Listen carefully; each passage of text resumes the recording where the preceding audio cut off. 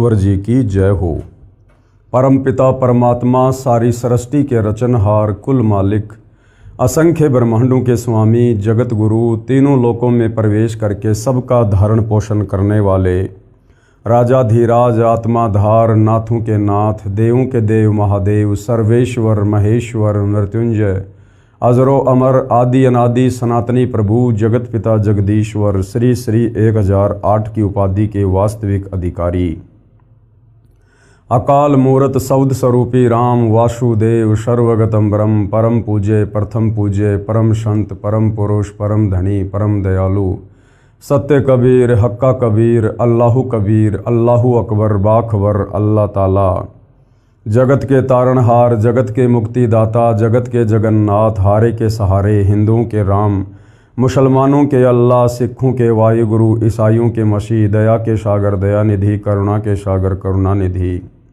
स्वयंभू परिभू, संकट मोचन, कष्ट हरण, मंगल करण, दुख भंजन, अविगत कबीर, निर्विकार निर्विषम परमात्मा, अलय अलेख सतगुरु, आदि अनादि सतगुरु, असली मर्यादा पुरुषोत्तम, असली राम, असली कृष्ण, असली घनश्याम, असली मुरारी, राजाओं के राजा, महाराजाओं के महाराजा, शहंशाहों के शहंशाह, सम्राटों के सम्राट, भगवानों के भगवान, अल्लाहों के अल्लाह, प्रभुओं के प्रभु, मसीहाओं के मसीह, सच्चे वाहिगुरु, बाबाओं के बाबा, पीरों के पीर, सेठों के सेठ, जगत सेठ, सावड़सा सेठ, सर्वगुण संपन्न, अनंत कोटि कलाओं के स्वामी, अनंत कोटि ब्रह्मांडों के नायक, योगियों में महायोगी, ध्यानियों में महाध्यानी, सिद्धों में परम सिद्ध, ज्ञानियों में तत्व ज्ञानी, ब्रह्म ज्ञानी, महाज्ञानी, परम ज्ञानी, सर्वश्रेष्ठ ज्ञानी, विज्ञानी, युवा कबीर, समर्थ कबीर, असमवात, अमित ओजा, सच्चे रहनुमा, करीम अल्लाह, सुभान अल्लाह, दुनिया के अंतिम पैगंबर, 8 सितंबर 1951 से गांव धनाना, जिला सोनीपत, हरियाणा, भारतवर्ष की पावन भूमि पे प्रकट रियल कल्कि भगवान श्री नारायण साकार हरि, श्री बाबा साहेब, नूर अनंत परमात्मा, सच्चे दरवेश, सच्चे बाखबर, संत शिरोमणि सतगुरु रामपाल जी परमेश्वर जी के चरण कमल में आप और हम सभी भाई बहनों का अनंत कोटि दंडवत प्रणाम। सत्साई भाई और बहनों, बहुत बड़ी दया, बहुत बड़ी मेहर पूज्य गुरुदेव भगवान की, परमेश्वर रामपाल जी की, जिनके शुभ आशीर्वाद से, विशेष आशीर्वाद से, उनके सत्संगों के ऊपर बन चुकी पवित्र आध्यात्मिक पुस्तक कबीर बड़ा या कृष्ण के ऊपर वीडियो बनाने की श्रृंखला जारी है। इसी श्रृंखला में आज हमारा ये 9वें नंबर का वीडियो है और इस पवित्र पुस्तक कबीर बड़ा या कृष्ण के ऊपर बन चुके प्रत्येक वीडियो में हमें अध्यात्म को लेकर, भक्ति मार्ग को लेकर, भक्ति और भगवान को लेकर विशेष जानकारियां प्राप्त हुई है। जिन जानकारियों की प्राप्ति के लिए, जिस परमेश्वर की प्राप्ति के लिए, जिस परमेश्वर की खोज में हम आत्माएं युगों युगों से भटक रही थी, अब कहीं जाकर सदियों बाद हमारी वो तड़फ, हमारी वो कशक, हमारी वो प्यास पूरी हुई है। यानी साक्षात सर्वसृष्टि रचनहार कबीर परमेश्वर जी ने सतगुरु रामपाल जी के रूप में धरती पर प्रकट होकर आज हमें वो सृष्टि का अमृत ज्ञान दिया है, तत्व ज्ञान दिया है, सर्व धर्मशास्त्रों का निष्कर्ष निकालकर अपने पवित्र सदग्रंथों में और अपने प्रवचनों में डाल दिया है। तो भाई और बहनों, ये जो पवित्र पुस्तक कबीर बड़ा या कृष्ण है, ये सर्व धर्मशास्त्रों के सर्व ज्ञान से प्रमाणित है। विशेषकर हिंदू धर्म के 4 वेद, पवित्र गीता जी और 18 पुराण। हिंदू धर्म में यदि कोई आत्मा वास्तव में परमात्मा की प्राप्ति चाहती है, अपनी आत्मा का कल्याण करवाना चाहती है, तो ये पवित्र पुस्तक उस भगत आत्मा के लिए किसी वरदान से कम नहीं है। तो भाई और बहनों, अभी तक जितने भी वीडियो बन चुके हैं, आप जिन्हें प्रत्येक वीडियो को अवश्य देखना चाहिए, वरना जो विशेष मुद्दा इस पवित्र पुस्तक को लेकर चला हुआ है, जनता की अदालत में, ये आपको समझ में नहीं आएगा। और जनता की अदालत में जज कौन है? खुद जनता ही जज है, क्योंकि वर्तमान में जनता शिक्षित है, सर्वधर्मशास्त्रों से परिचित है। अपनी आंखों देखकर शिक्षित जनता निर्णय कर सकती है कि हमारे पवित्र सदग्रंथों में क्या लिखा हुआ है और हमारे ही धर्मगुरु इन्हीं सदग्रंथों के विपरीत हमें क्या ज्ञान बता रहे हैं। तो मामला चल रहा है अध्यात्म को लेकर, कबीर बड़ा या कृष्ण को लेकर जनता की अदालत में। और जनता की अदालत में श्री कृष्ण जी की तरफ से उनके वकील हैं सर्व हिंदू धर्मगुरु आचार्य शंकराचार्य, और कबीर परमेश्वर जी की तरफ से उनके जज हैं सतगुरु रामपाल जी। यानी कबीर परमात्मा स्वयं ही अपने जज हैं, वर्तमान में सतगुरु रामपाल जी के रूप में धरती पर प्रकट हैं। और बहुत तगड़ी बहस छिड़ी हुई है। श्री कृष्ण जी के वकील कहते हैं कि यदि हिंदू धर्मशास्त्रों के अनुसार कोई पूर्ण परमात्मा है तो श्री कृष्ण उर्फ विष्णु जी हैं, और हम इन्हीं की पूजा करते हैं, इन्हीं की भक्ति से मोक्ष होगा। और श्री कृष्ण उर्फ विष्णु जी ये अजरो अमर हैं, अविनाशी हैं, इनके कोई माता पिता नहीं हैं, ये अजरो अमर हैं, इनका जन्म और मृत्यु नहीं होती है। तो दूसरी तरफ कबीर परमेश्वर जी के वकील सतगुरु रामपाल जी ने उन्हीं हिंदू धर्मशास्त्रों को खोल खोल के दिखा दिखा के श्रीमद् भगवत गीता जी को, देवी पुराण को, अन्य पुराणों को खोल खोल के बता रहे हैं जनता की अदालत में कि देखिएगा ये श्री कृष्ण उर्फ विष्णु जी के वकील सर्व हिंदू धर्मगुरु सरेआम झूठ बोल रहे हैं। इन्हें अपने ही धर्म ग्रंथों का ज्ञान नहीं है। इन्हीं धर्मशास्त्रों में जिनका ये हवाला देकर श्री कृष्ण जी को पूर्ण परमात्मा घोषित करने का कुप्रयास कर रहे हैं, इन्हीं धर्मशास्त्रों में श्री कृष्ण उर्फ विष्णु जी खुद अपनी जन्म और मृत्यु स्वीकार कर रहे हैं। इनकी माँ देवी दुर्गा है और इनका पिता काल ब्रह्म है, और ये अजरो अमर अविनाशी नहीं है, ये नाशवान परमात्मा है। तीनों देवता ब्रह्मा विष्णु महेश, देवी दुर्गा इनकी माँ है, काल ब्रह्म इनका पिता है, और ये तीनों देवता जन्मते और मरते हैं। सतगुरु रामपाल जी ने जनता की अदालत में धर्मशास्त्रों को दिखाकर बिल्कुल क्लियर कर दिया। उसके बाद में सतगुरु रामपाल जी अब उसी जनता की अदालत में, जैसा कि श्री कृष्ण जी के वकीलों का दावा है कि पवित्र गीता जी का ज्ञान महाभारत के युद्ध के दौरान कुरुक्षेत्र के मैदान में श्री कृष्ण जी के द्वारा श्री अर्जुन जी को दिया गया था, लेकिन सतगुरु रामपाल जी ने हिंदू धर्मगुरुओं के अर्थात श्री कृष्ण उर्फ विष्णु जी के वकीलों का ये दावा भी फैल कर दिया। और कबीर परमेश्वर जी के वकील सतगुरु रामपाल जी ने पवित्र गीता जी को ही दिखाकर, अन्य शास्त्रों को दिखाकर ये क्लियर कर दिया है कि गीता जी का ज्ञान श्री कृष्ण जी ने नहीं बोला, श्री कृष्ण जी के शरीर में प्रवेश करके इस काल ब्रह्म ने बोला। श्री कृष्ण जी का केवल शरीर दिखाई दे रहा था, उस शरीर में भूत की तरह, प्रेत की तरह प्रवेश करके इस काल ब्रह्म ने गीता जी का ज्ञान बोला, युद्ध करवाने के लिए। अन्यथा श्री कृष्ण जी तो युद्ध के पक्ष में नहीं थे। अब भाइयों और बहनों, सदियों से जहां हमारे तत्व ज्ञानहीन धर्मगुरुओं ने हमें एक ही बात पर बार बार ये कहकर आधारित कर रखा है, झूठ को सत्य साबित कर रखा है कि गीता जी का ज्ञान श्री कृष्ण जी ने बोला है। अब उस जनता की अदालत में मौखिक रूप से ये कहना कि गीता का ज्ञान श्री कृष्ण जी ने नहीं बल्कि काल ब्रह्म ने बोला है, तो जनता के बात गले नहीं उतरेगी। और चूंकि मामला जनता की कोर्ट में है और कोर्ट में हर बात का प्रमाण पेश किया जाता है, तो अब कबीर जी के वकील सतगुरु रामपाल जी जनता की अदालत में इस बात को पुख्ता तौर पर साबित करने जा रहे हैं कि गीता जी का ज्ञान श्री कृष्ण जी ने नहीं बल्कि श्री कृष्ण जी के शरीर में प्रवेश करके प्रेत की भांति इस काल ब्रह्म ने बोला था। पवित्र पुस्तक कबीर बड़ा या कृष्ण, और आज का टॉपिक है गीता का ज्ञान श्री कृष्ण में प्रवेश करके काल ब्रह्म ने कहा। कबीर जी का वकील यानी कबीर जी के वकील सतगुरु रामपाल जी क्या कह रहे हैं? दास यानी सतगुरु रामपाल जी अपने लिए कह रहे हैं कि दास श्री कृष्ण जी के वकील साहिबानों से अदालत में पुनः जानना चाहता हूं कि बताइए श्रीमद् भगवत गीता का ज्ञान किसने कहा? कबीर जी के वकील भरी अदालत में जनता के सामने और हिंदू धर्मगुरुओं से जो श्री कृष्ण जी की तरफ से उनको परमात्मा कह के वकालत कर रहे हैं, उन्हीं से जानना चाह रहे हैं कि श्रीमद् भगवत गीता का ज्ञान किसने कहा। तो श्री कृष्ण जी के वकीलों का क्या कहना है। कृष्ण जी के वकील अर्थात हिंदू धर्मगुरु क्या कह रहे हैं, इस बात को तो बच्चा भी जानता है कि श्रीमद् भगवत गीता का ज्ञान श्री कृष्ण जी ने अर्जुन को बताया।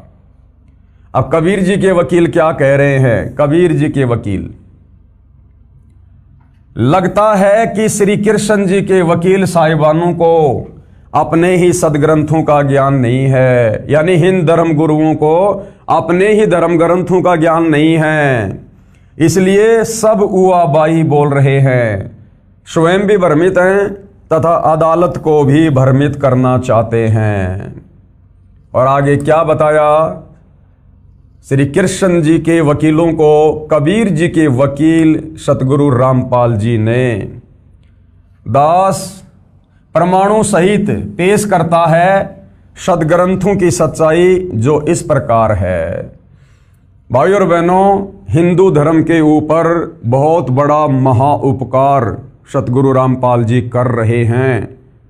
यदि आपने ध्यान पूर्वक रुचि लेकर निष्पक्ष होकर इस पवित्र पुस्तक को पढ़ लिया तो अपने ही सदग्रंथों में छिपी गूढ़ सच्चाई जो हमारे नादान धर्मगुरु तत्व ज्ञान के अभाव से हमें सदियों से नहीं बता पाए, हमें मोक्ष से वंचित रखा, हमारे पूर्वज बेचारे उनके कहे अनुसार शास्त्र विरुद्ध भक्ति साधना करके आज वो प्रेत योनियों में धक्के खा रहे हैं और हम भी उन्हीं की राह पर चल रहे थे। लेकिन भला हुआ परमेश्वर रामपाल जी का, जिन्होंने समय पे आकर हमारा हाथ पकड़ लिया और हमें शास्त्र अनुकूल साधना प्रदान कर दी। तो क्या कह रहे हैं सतगुरु रामपाल जी, ध्यान से देखिएगा भाई और बहनों एक एक पॉइंट को। श्रीमद् भगवत गीता का ज्ञान श्री कृष्ण जी ने नहीं कहा, उनके शरीर के अंदर प्रेतवत यानी भूत की तरह प्रवेश करके काल ब्रह्म कौन है, ये दुर्गा का पति, ब्रह्मा विष्णु महेश का पिता, इसको ज्योति निरंजन भी कहते हैं, इसने बोला है।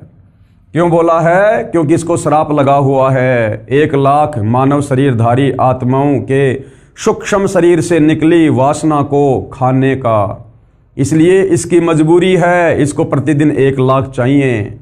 तो किसी भी तरह से किसी भी कुप्रेरणा करके प्रवेश करके ये अपने भोजन की व्यवस्था करता ही करता है।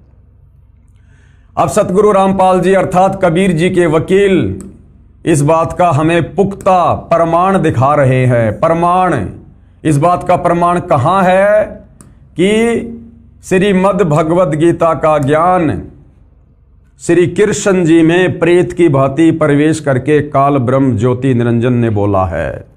हिंदू धर्म ग्रंथ से ही दिखा रहे हैं।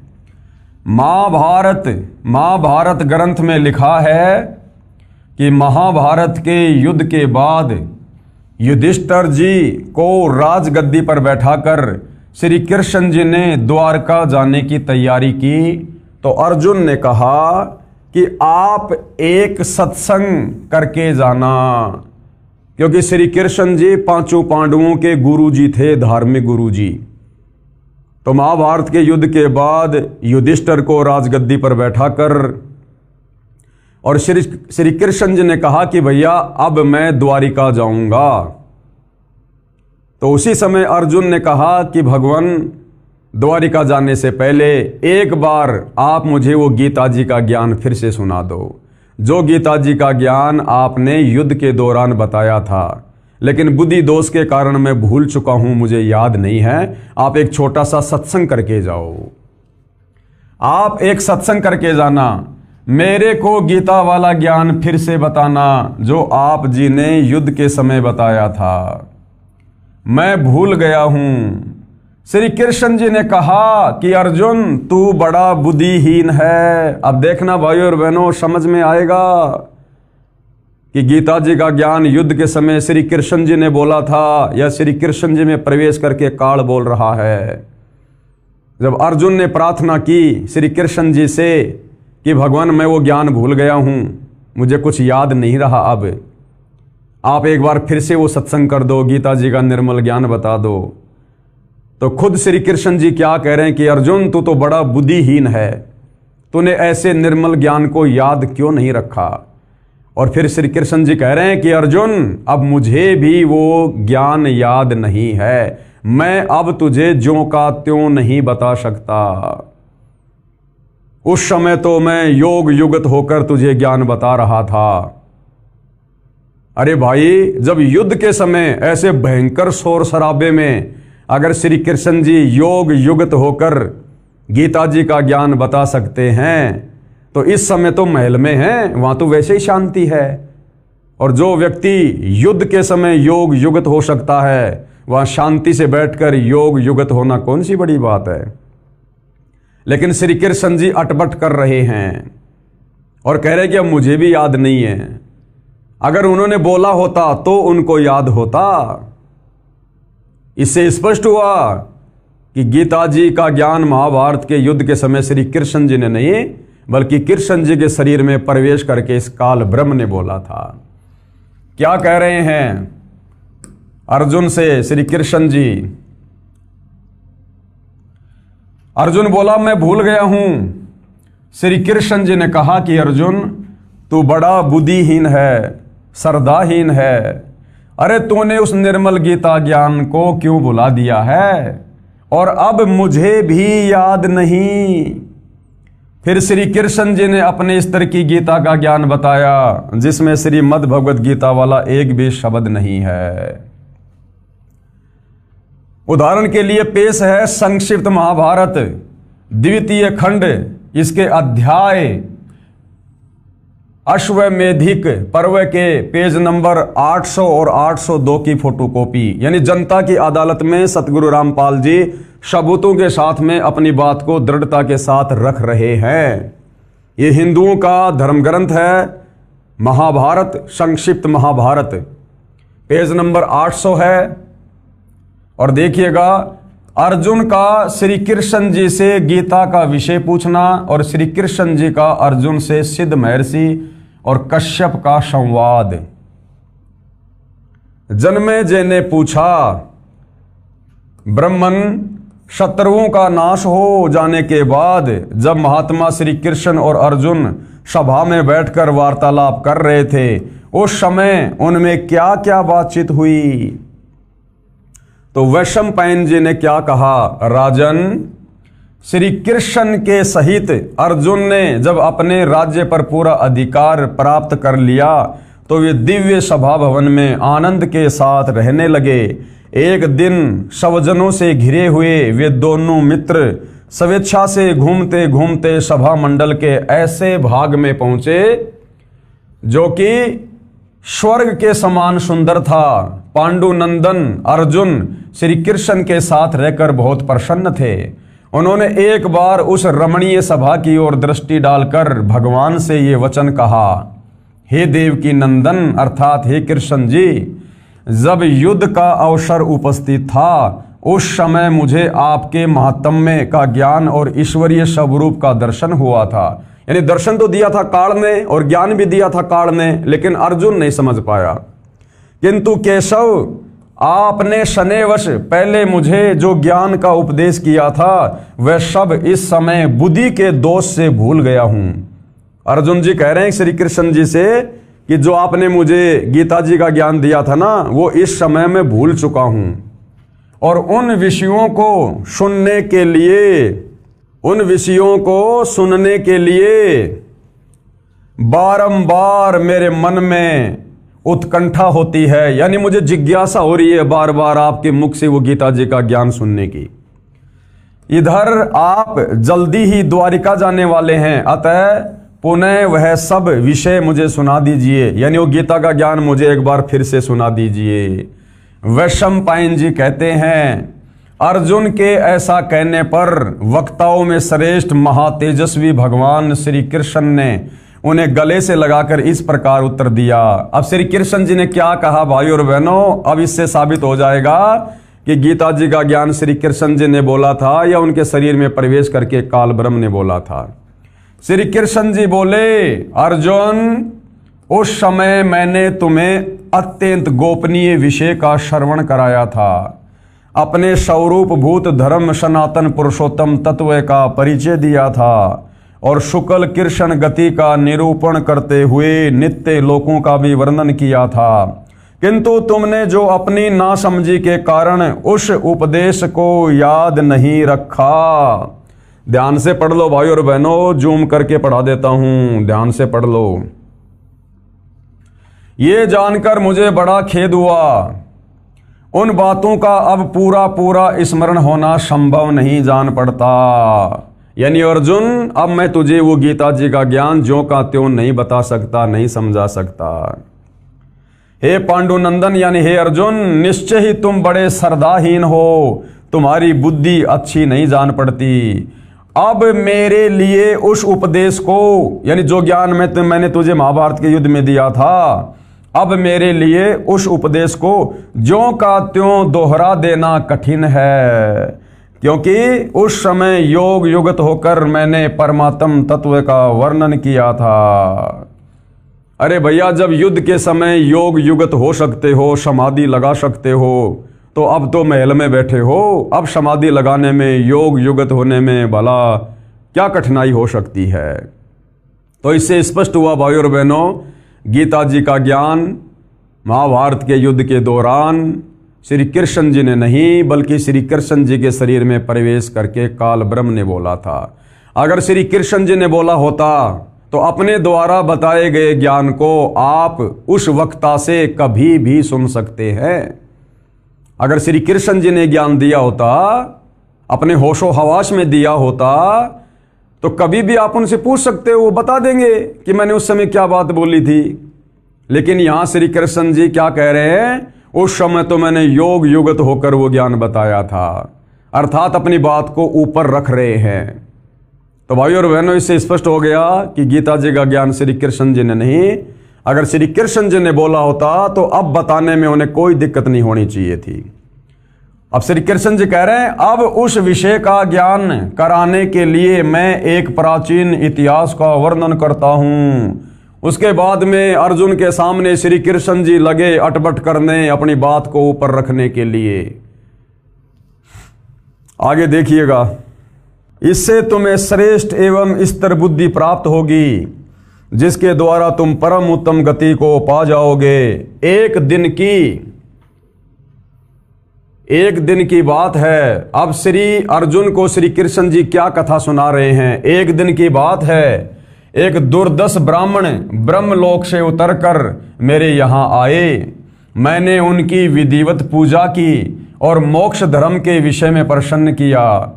मेरे प्रश्न का उन्होंने बड़े अच्छे ढंग से उत्तर दिया, वही मैं तुम्हें बतला रहा हूं।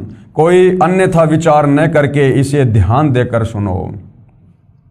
अर्थात श्री कृष्ण जी को स्वयं मोक्ष विषय की जानकारी नहीं है, तभी तो कह रहे हैं कि मेरे पास एक बार ब्रह्मलोक से एक दुर्दश नाम के ब्राह्मण आए और मैंने उनसे मोक्ष के विषय में पूछा, सवाल किया, और उन्होंने मुझे जैसा मोक्ष के विषय में बताया, मुक्ति के विषय में बताया, वो ज्ञान मैं तुम्हें बताता हूं। अर्थात श्री कृष्ण जी के पास स्वयं कोई मुक्ति का ज्ञान नहीं, कोई मोक्ष का ज्ञान नहीं। उस ब्राह्मण की कथा और अर्जुन को सुना रहे हैं, वो गीता जी वाला ज्ञान ना सुनाकर। उस ब्राह्मण ने कहा, हे मधुसूदन, तुमने सब प्राणियों पर कृपया करके उनके मोह का नाश करने के लिए जो ये मोक्ष धर्म से संबंध रखने वाला प्रश्न किया है, उसका मैं यथावत उत्तर दे रहा हूं। सावधान होकर मेरी बात सुनो।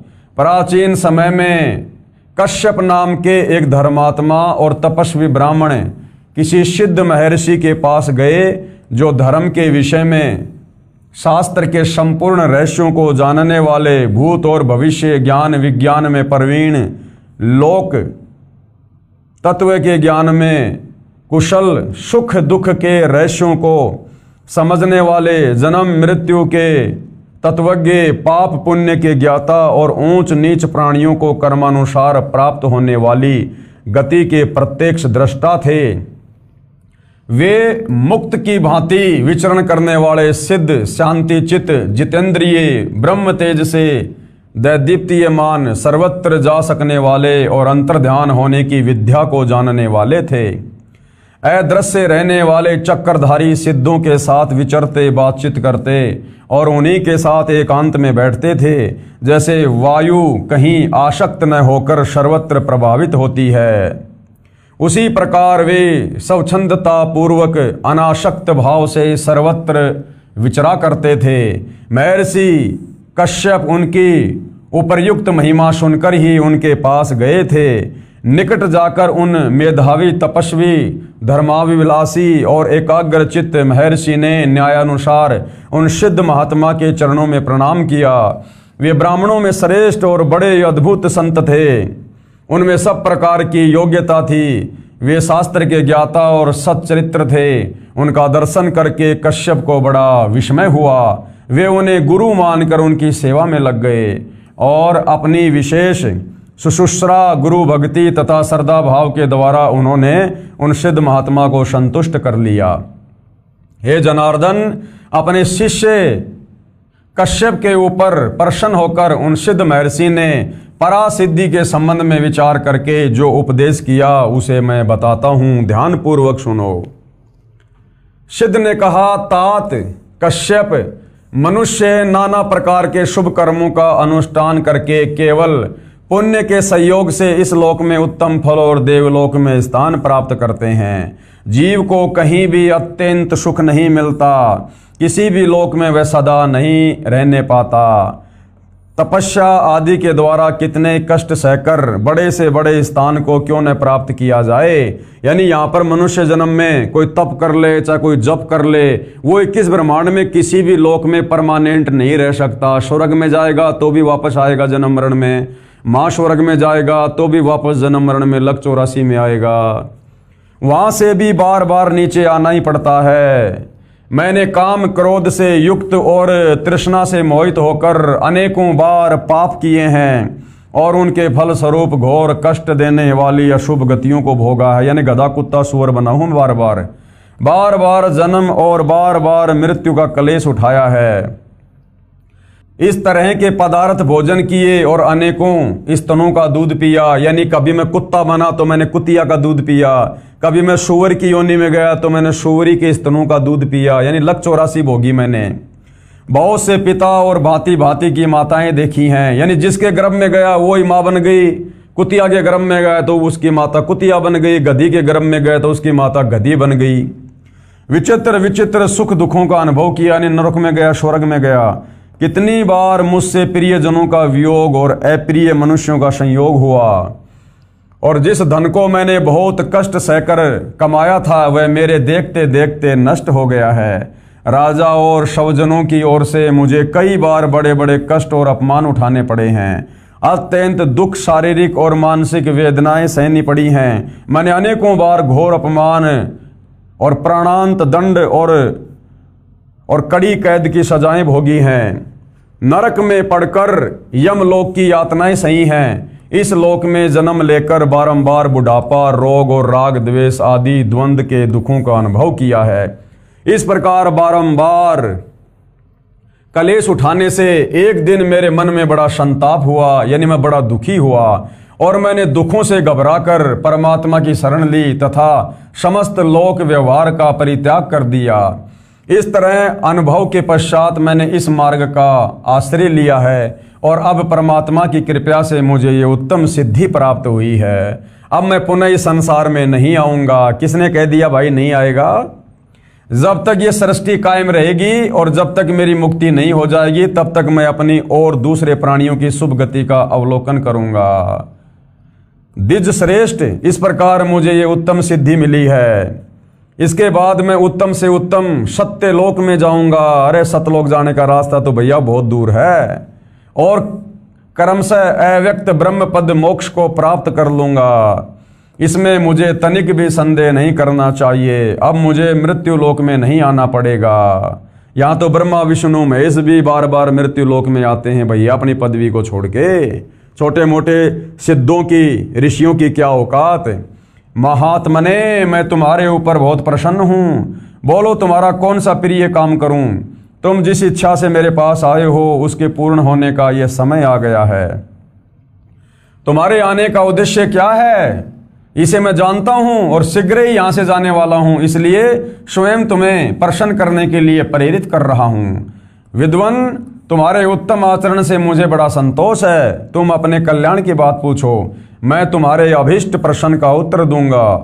कश्यप, मैं तुम्हारी बुद्धि की सराहना करता हूं और उसे बहुत आदर देता हूं। तुमने मुझे पहचान लिया है, इसी से कह रहा हूं कि तुम बड़े बुद्धिमान हो। तो भाई और बहनों, श्री कृष्ण जी ने अर्जुन के पूछने पर वो गीता जी वाला ज्ञान ना बताकर और ही कथा कहानी सुनानी प्रारंभ कर दी। अब सतगुरु रामपाल जी क्या कह रहे हैं, इस फोटोकॉपी में श्री कृष्ण जी ने और ब्रह्मलोक से उतरकर उनके पास आए ब्राह्मण दुर्दश से मोक्ष धर्म यानी मुक्ति कैसे हो सकती है ये जानना चाहा है। उस ब्राह्मण की विधिवत पूजा की इस प्रकरण से भी स्वयं सिद्ध हो जाता है कि श्री कृष्ण जी को आध्यात्मिक ज्ञान नहीं था और ना गीता जी का ज्ञान था।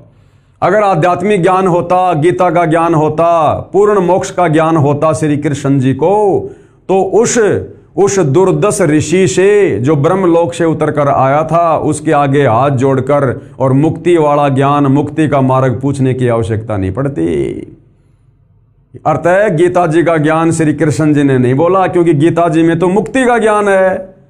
और मुक्ति का ज्ञान यदि श्री कृष्ण जी को पता होता और गीता जी का ज्ञान देते समय बोला होता, तो उस दुर्दश ऋषि से श्री कृष्ण जी ने वो मुक्ति का, मोक्ष का ज्ञान पूछने की आवश्यकता नहीं पड़ती। उस ब्राह्मण की विधिवत पूजा की इस प्रकरण से भी स्वयं सिद्ध हो जाता है कि श्री कृष्ण जी को अध्यात्म ज्ञान नहीं था और ना गीता जी का ज्ञान था। यदि गीता का ज्ञान हो तो उस ब्राह्मण से जानने की आवश्यकता ही नहीं पड़ती, क्योंकि गीता में मुक्ति का ज्ञान बता रखा है। इस प्रकरण में गीता वाला एक भी शब्द नहीं है। जो श्री कृष्ण जी ने ये कथा कहानी अर्जुन को बताई है ना, ये गीता वाला ज्ञान नहीं है। अगर श्री कृष्ण जी को गीता का ज्ञान होता और गीता जी का ज्ञान श्री कृष्ण जी ने बोला होता, तो श्री कृष्ण जी ने उन्हीं के द्वारा बताई गई इस कथा के अनुसार उस ब्राह्मण से ज्ञान पूछने की आवश्यकता नहीं थी। तो भाइयों और बहनों, समाज बुद्धिमान है, एजुकेटेड है, ये प्रमाण आपकी आंखों के सामने हैं। ये सदग्रंथ संत गुरु रामपाल जी ने नहीं लिखे हैं, ये सदियों से लिखे हुए हैं, वर्षों से लिखे हुए हैं, हमारे धर्म गुरुओं ने लिखे हैं। सतगुरु रामपाल जी केवल जनता की अदालत में सार्वजनिक कर रहे हैं, जनता को भक्ति मार्ग समझाने के लिए कि श्री कृष्ण और विष्णु कंप्लीट गॉड नहीं है, सुप्रीम पावर नहीं है, ये मुक्ति दाता नहीं है, इनकी भक्ति से जन्म मरण का रोग नहीं कट सकता, मोक्ष नहीं हो सकता। अब आगे देखिए, अदालत के प्रश्न तथा कबीर जी के वकील के उत्तर। अब जनता की अदालत में जो जनता ही जज है, कबीर जी के वकील सतगुरु रामपाल जी से कुछ प्रश्नोत्तरी कर रही है, कुछ सवाल पूछ रही है, जिनका सतगुरु रामपाल जी ने जवाब पेश करना है। ध्यान से सुनिए। अदालत के प्रश्न तथा कबीर जी के वकील के उत्तर। अदालत में प्रमाण पेश है कि श्रीमद् भगवत गीता का ज्ञान श्री कृष्ण ने नहीं कहा, उनके शरीर में प्रवेश करके काल ब्रह्म ने कहा। अब आगे देखिएगा, कोर्ट यानी अदालत का कबीर जी के वकील से प्रश्न नंबर 1, और क्या प्रश्न है कि गीता जी का ज्ञान कब तथा किसने और किसको सुनाया और किसने लिखा, हमें विस्तार से बताइएगा। तो कबीर जी के वकील सतगुरु रामपाल जी जनता की अदालत में अब किस प्रकार से और क्या बताने जा रहे हैं, सभी भाइयों ने ध्यानपूर्वक सुनना है। कबीर जी के वकील का उत्तर। श्रीमद् भगवत गीता का ज्ञान श्री कृष्ण जी के शरीर में प्रवेश करके काल भगवान ने, जिसे वेदों व गीता में ब्रह्म नाम से भी जाना जाता है, जो गीता अध्याय 8 श्लोक नंबर 13 में कह रहा है कि मेरा नाम ब्रह्म है और मेरा ओम मंत्र है। उस ब्रह्म ने, जो दुर्गा का पति है, ब्रह्मा विष्णु महेश का पिता है, जिसे प्रतिदिन 1 लाख मानव शरीरधारी आत्माओं को खाने का, उनके सूक्ष्म शरीर से निकली वासना को खाने का श्राप लगा हुआ है, उस काल ब्रह्म ने श्री कृष्ण जी के शरीर में प्रेत की भांति प्रवेश करके गीता जी का ज्ञान बोला। और अर्जुन को सुनाया गया। किसको सुनाया? अर्जुन को।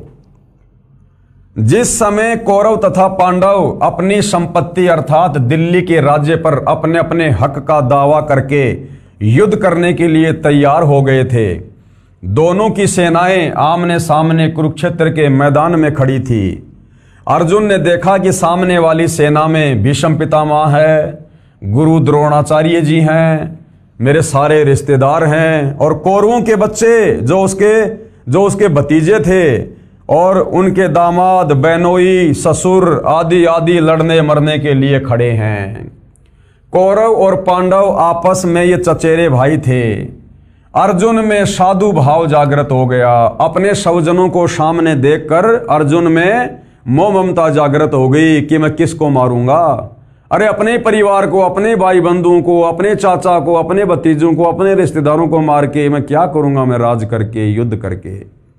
तो अर्जुन में साधु भाव जागृत हो गया तथा विचार किया कि जिस राज्य को प्राप्त करने के लिए हमें अपने चचेरे भाइयों, भतीजों, दामादों, बहनोइयों, भीष्म पितामह जो उनके दादाजी थे तथा गुरुजनों को मारेंगे, ये भी नहीं पता कि हम कितने दिन संसार में रहेंगे।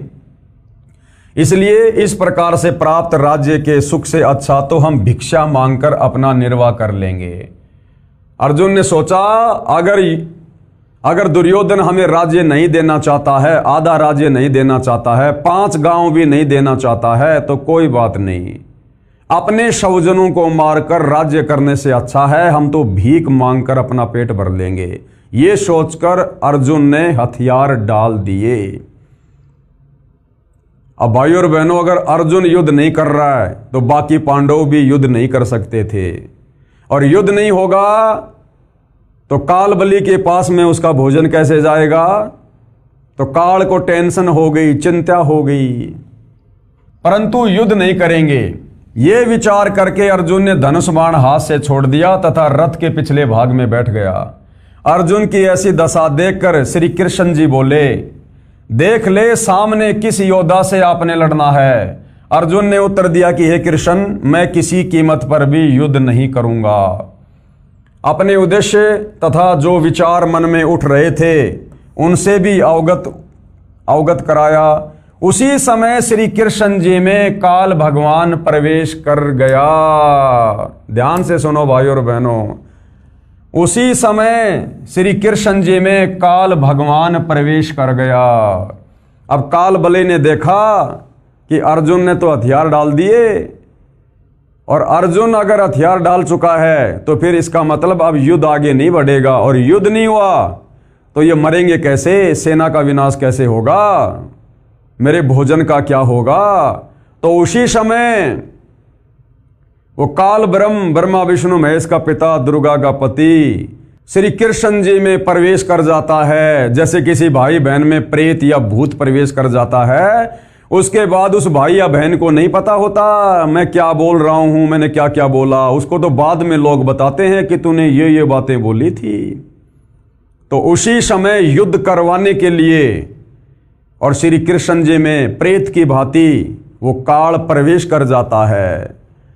जैसे प्रेत किसी अन्य व्यक्ति के शरीर में प्रवेश करके बोलता है, ऐसे ही काल ने श्री कृष्ण के शरीर में प्रवेश करके श्रीमद् भगवत गीता का ज्ञान युद्ध करने की प्रेरणा करने के लिए, तथा कलयुग में वेदों को जानने वाले व्यक्ति नहीं रहेंगे, इसलिए चारों वेदों का संक्षिप्त वर्णन व सारांश गीता ज्ञान रूप में 18 अध्यायों में 584 श्लोकों में सुनाया।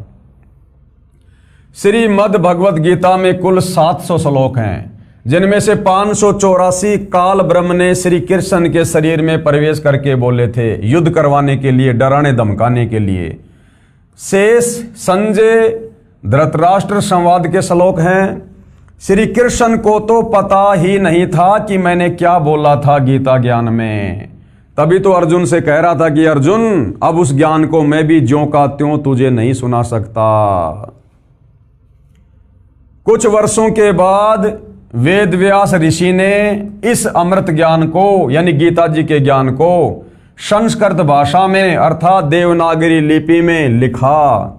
बाद में अनुवादकों ने अपनी अपनी बुद्धि के अनुसार इस पवित्र ग्रंथ का हिंदी तथा अन्य भाषाओं में अनुवाद किया, जो वर्तमान में गीता प्रेस गोरखपुर यूपी से प्रकाशित किया जा रहा है, जो कुछ गलत और कुछ ठीक है, क्योंकि उन अनुवादकों ने अपने अपने हिसाब से जैसा उनको समझ में आया उस हिसाब से उन्होंने अनुवाद कर दिया। और गीता अनुवादकों ने किस प्रकार से बहुत सारी जगह अर्थों का अनर्थ कर रखा है, ये भी कबीर जी के वकील सतगुरु रामपाल जी ने आपको इसी पवित्र पुस्तक कबीर बढ़ाया कृष्ण में पहले दिखाया है। तो जो सवाल जनता की अदालत ने कबीर जी के वकील सतगुरु रामपाल जी से किया था कि गीता जी का ज्ञान किसने बोला और किसको सुनाया, वो सारा का सारा जवाब सतगुरु रामपाल जी ने पेश कर दिया। पेश है ढेर सारे प्रमाण कि गीता शास्त्र का ज्ञान काल ने कहा। अब जनता के सामने और बहुत सारे सबूत कबीर जी के वकील पेश करने जा रहे हैं। सर्वप्रथम गीता से ही प्रमाणित करता हूं। अब देखिएगा, प्रमाण नंबर 1, गीता अध्याय 11 में प्रमाण है कि जब गीता ज्ञानदाता ने अपना विराट रूप दिखा दिया तो उसको देखकर अर्जुन भयभीत हो गया, कांपने लगा। यहां पर यह बताना भी अनिवार्य है कि अर्जुन का साला था श्री कृष्ण। श्री कृष्ण जी कौन थे? ये अर्जुन का साला था, क्योंकि श्री कृष्ण जी की बहन सुभद्रा की शादी अर्जुन से हुई थी। तो रिश्ते में ये गुरु और शिष्य भी थे और रिश्ते में ये साला और जीजा भी थे।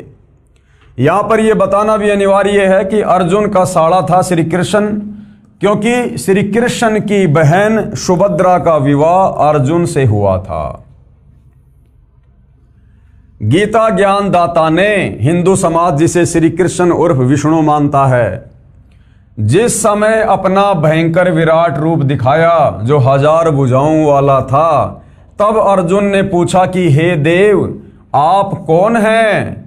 गीता अध्याय 11 श्लोक 31 में, गीता अध्याय 11 श्लोक नंबर 31 में यह प्रमाण है कि जब अर्जुन को विराट रूप दिखाया गया श्री कृष्ण जी में प्रवेश करके इस काल ब्रह्म के द्वारा, तो अर्जुन को तो नहीं पता चला, क्योंकि उसे तो श्री कृष्ण दिखाई दे रहा था।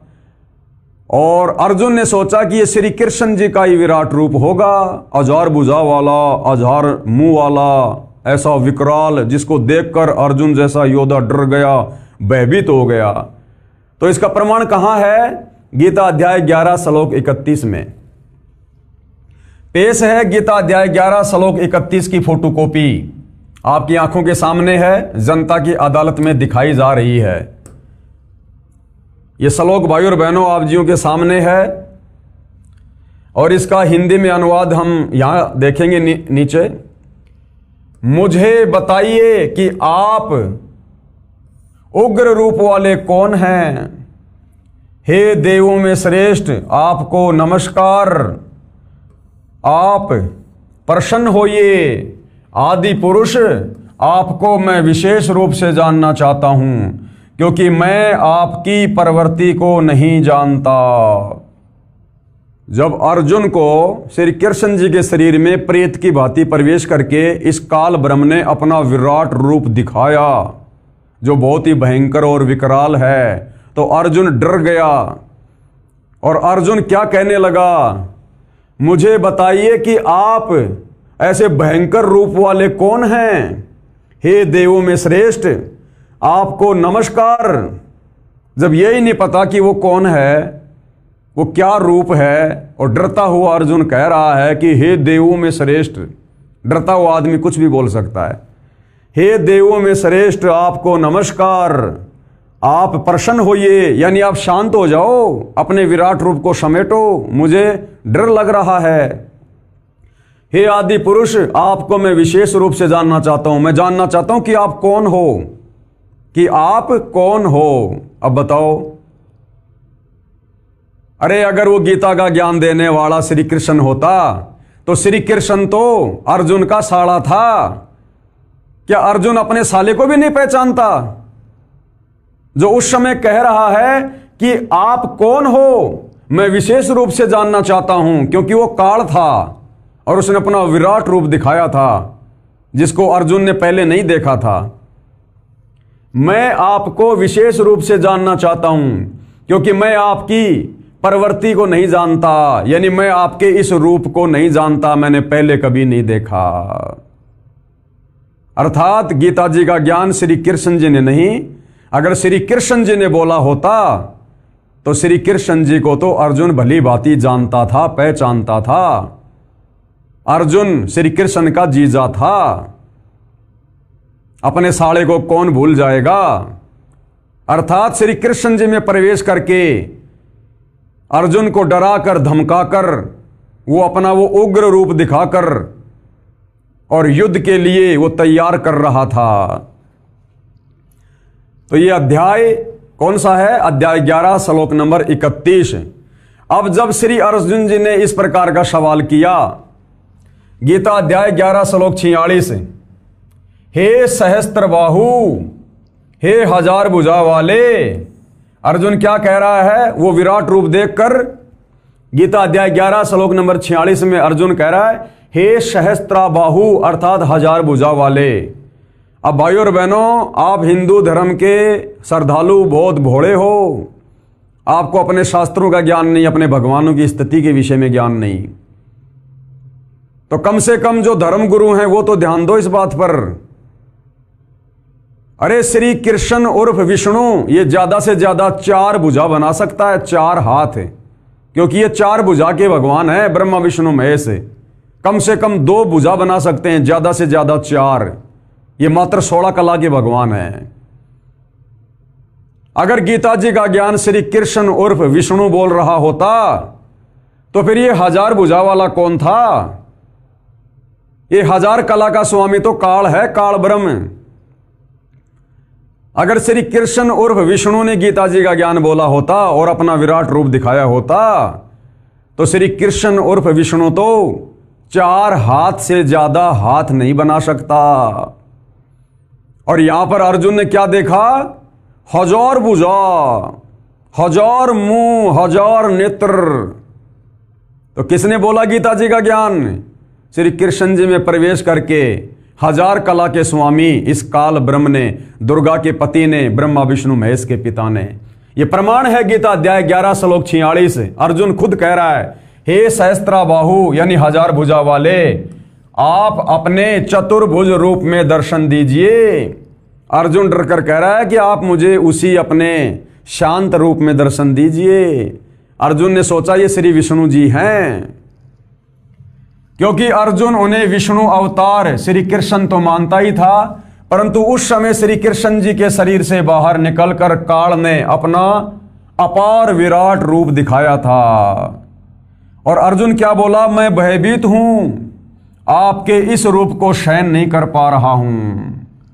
अरे भगवान के विराट रूप को देखकर कोई डरता है क्या? क्या भगवान का ऐसा डरावना रूप होता है जो अर्जुन जैसा योद्धा डर के मारे कांप रहा है? क्या ऐसा भगवान होता है? क्या करोगे ऐसे भगवान की भक्ति करके जिसका चेहरा देख के डर लगता आदमी को? तो ये काल था, ये इसका काल रूप था, इसका विराट रूप था। इस काल का चेहरा बहुत विकराल बताया गुरुदेव भगवान ने। ओछा माथा, लंबे लंबे दांत, टेढ़ा मेढ़ा चेहरा, काला कलूटा शरीर, भयंकर विकराल, क्योंकि इसको श्राप लगा हुआ है कबीर परमेश्वर जी की तरफ से, जिस कारण से इसके विराट रूप को देखकर अर्जुन जैसा योद्धा भी डर गया, कांप गया। मैं भयभीत हूं, आपके इस रूप को सहन नहीं कर पा रहा हूं। अब कबीर जी के वकील सतगुरु रामपाल जी क्या कह रहे हैं अदालत में? ध्यान रहे, श्री विष्णु अर्थात श्री कृष्ण केवल 4 भुजा के युक्त हैं। ये केवल 4 भुजा के भगवान हैं, ज्यादा से ज्यादा 4 भुजा और कम से कम 2 भुजा बना सकते हैं, इससे ज्यादा नहीं। या ध्यान रहे, श्री विष्णु अर्थात श्री कृष्ण केवल 4 भुजा से युक्त हैं। ये 2 भुजा तो बना सकते हैं, परंतु 4 से अधिक का ये प्रदर्शन नहीं कर सकते। और वहां प्रदर्शन हो रहा था 1000 भुजा का। और ये जो काल ब्रह्म है, ये काल ब्रह्म 1000 यानी सहस्त्र भुजा युक्त है। ये 1000 कला का स्वामी है। ये काल, ये ज्योति निरंजन, यह 1000 तथा इनसे नीचे भुजाओं का ये प्रदर्शन कर सकता है। चाहे तो 500 भुजा भी कर सकता है, 400 भी, 800 भी, 900 भी, लेकिन 1000 से ज्यादा भुजा यानी हाथ ये काल भी नहीं बना सकता, क्योंकि ये केवल 1000 भुजा का ही भगवान है। यह 1000 तथा इनसे नीचे भुजाओं का ये प्रदर्शन कर सकता है, 1000 भुजाओं से अधिक का ये प्रदर्शन नहीं कर सकता। 4 भुजा, 2 भुजा, 10 भुजा आदि आदि बना सकता है। शरीर में बने कमल चक्रों में भी इस काल ब्रह्म के चक्कर का नाम सहस्त्र कमल दल है, यानी 1000 कमल वाली पंखड़ियों का स्वामी। तो भाइयों और बहनों, सिद्ध हो जाता है कि महाभारत के समय कुरुक्षेत्र के मैदान में गीता जी का ज्ञान श्री कृष्ण जी ने नहीं, बल्कि श्री कृष्ण जी के शरीर में प्रेत की भांति प्रवेश करके इस 1000 भुजा के स्वामी, दुर्गा के पति, ब्रह्मा विष्णु महेश के पिता, काल निरंजन ज्योति निरंजन ने बोला था। देखिएगा इसका प्रमाण, ये पेश है गीता अध्याय 11 श्लोक 46 की फोटोकॉपी।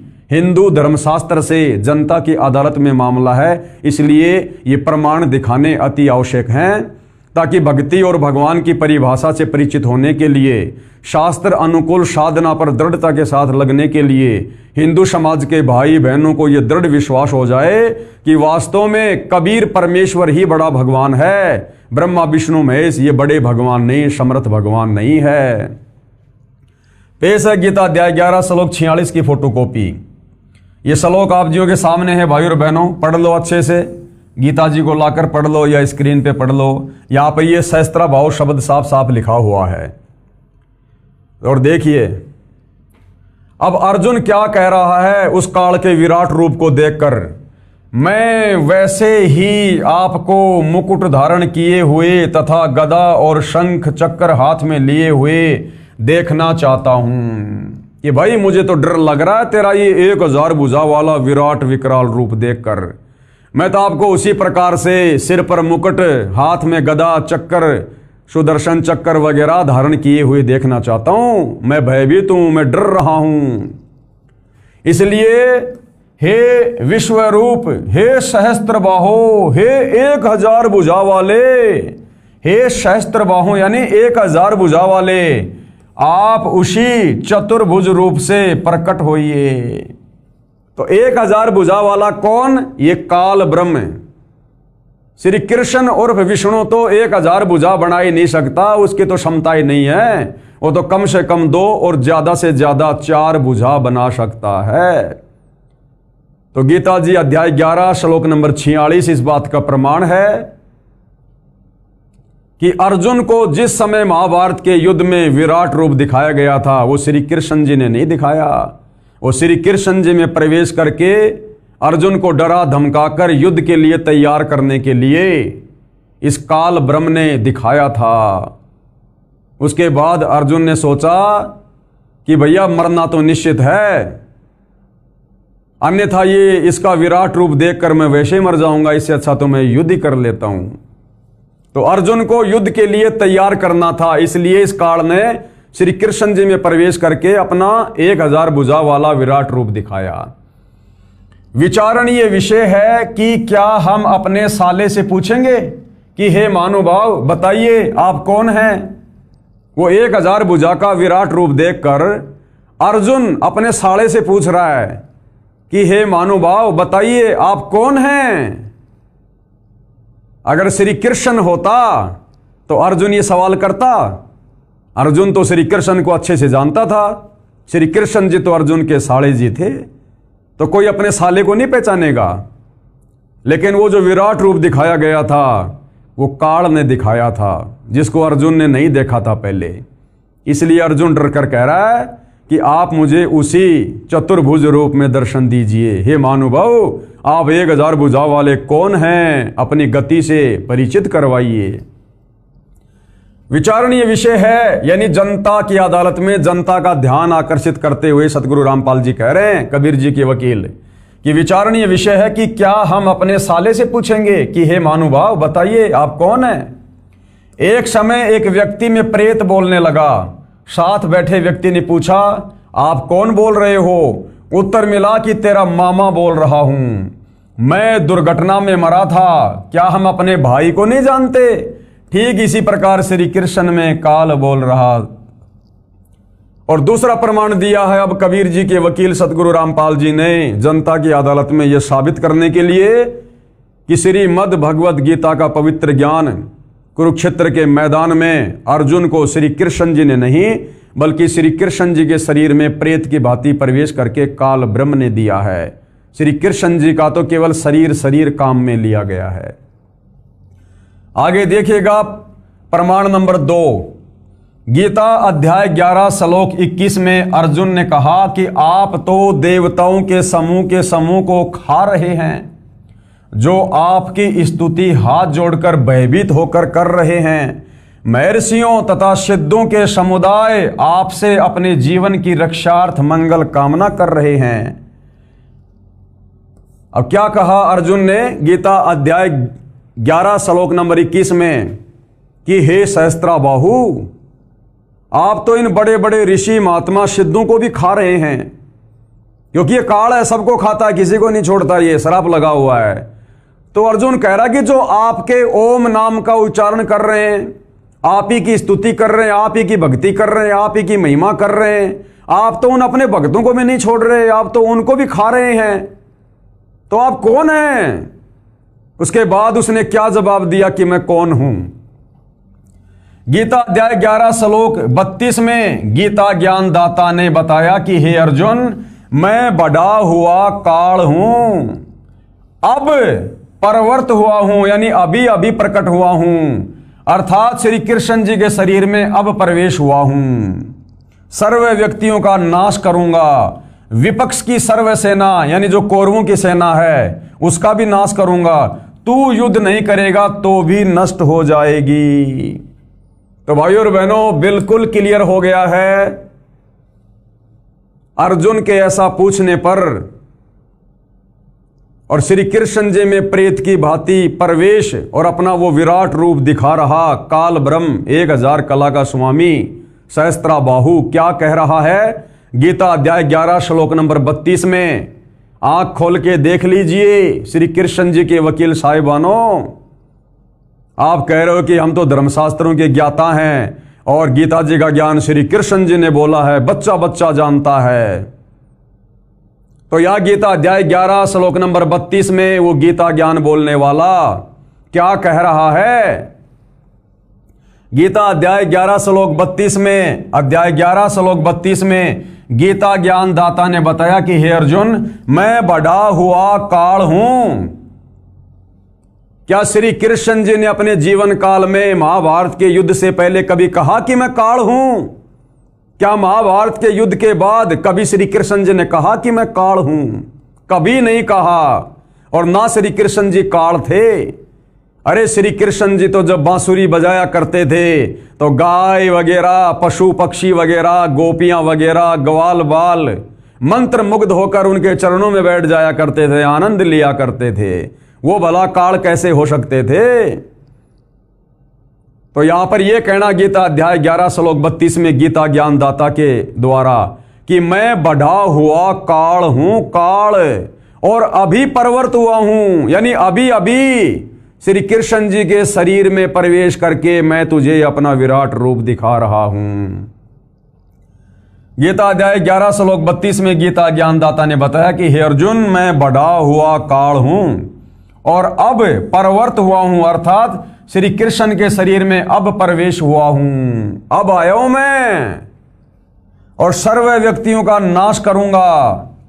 विपक्ष की सर्व सेना तू युद्ध नहीं करेगा तो भी नष्ट हो जाएगी।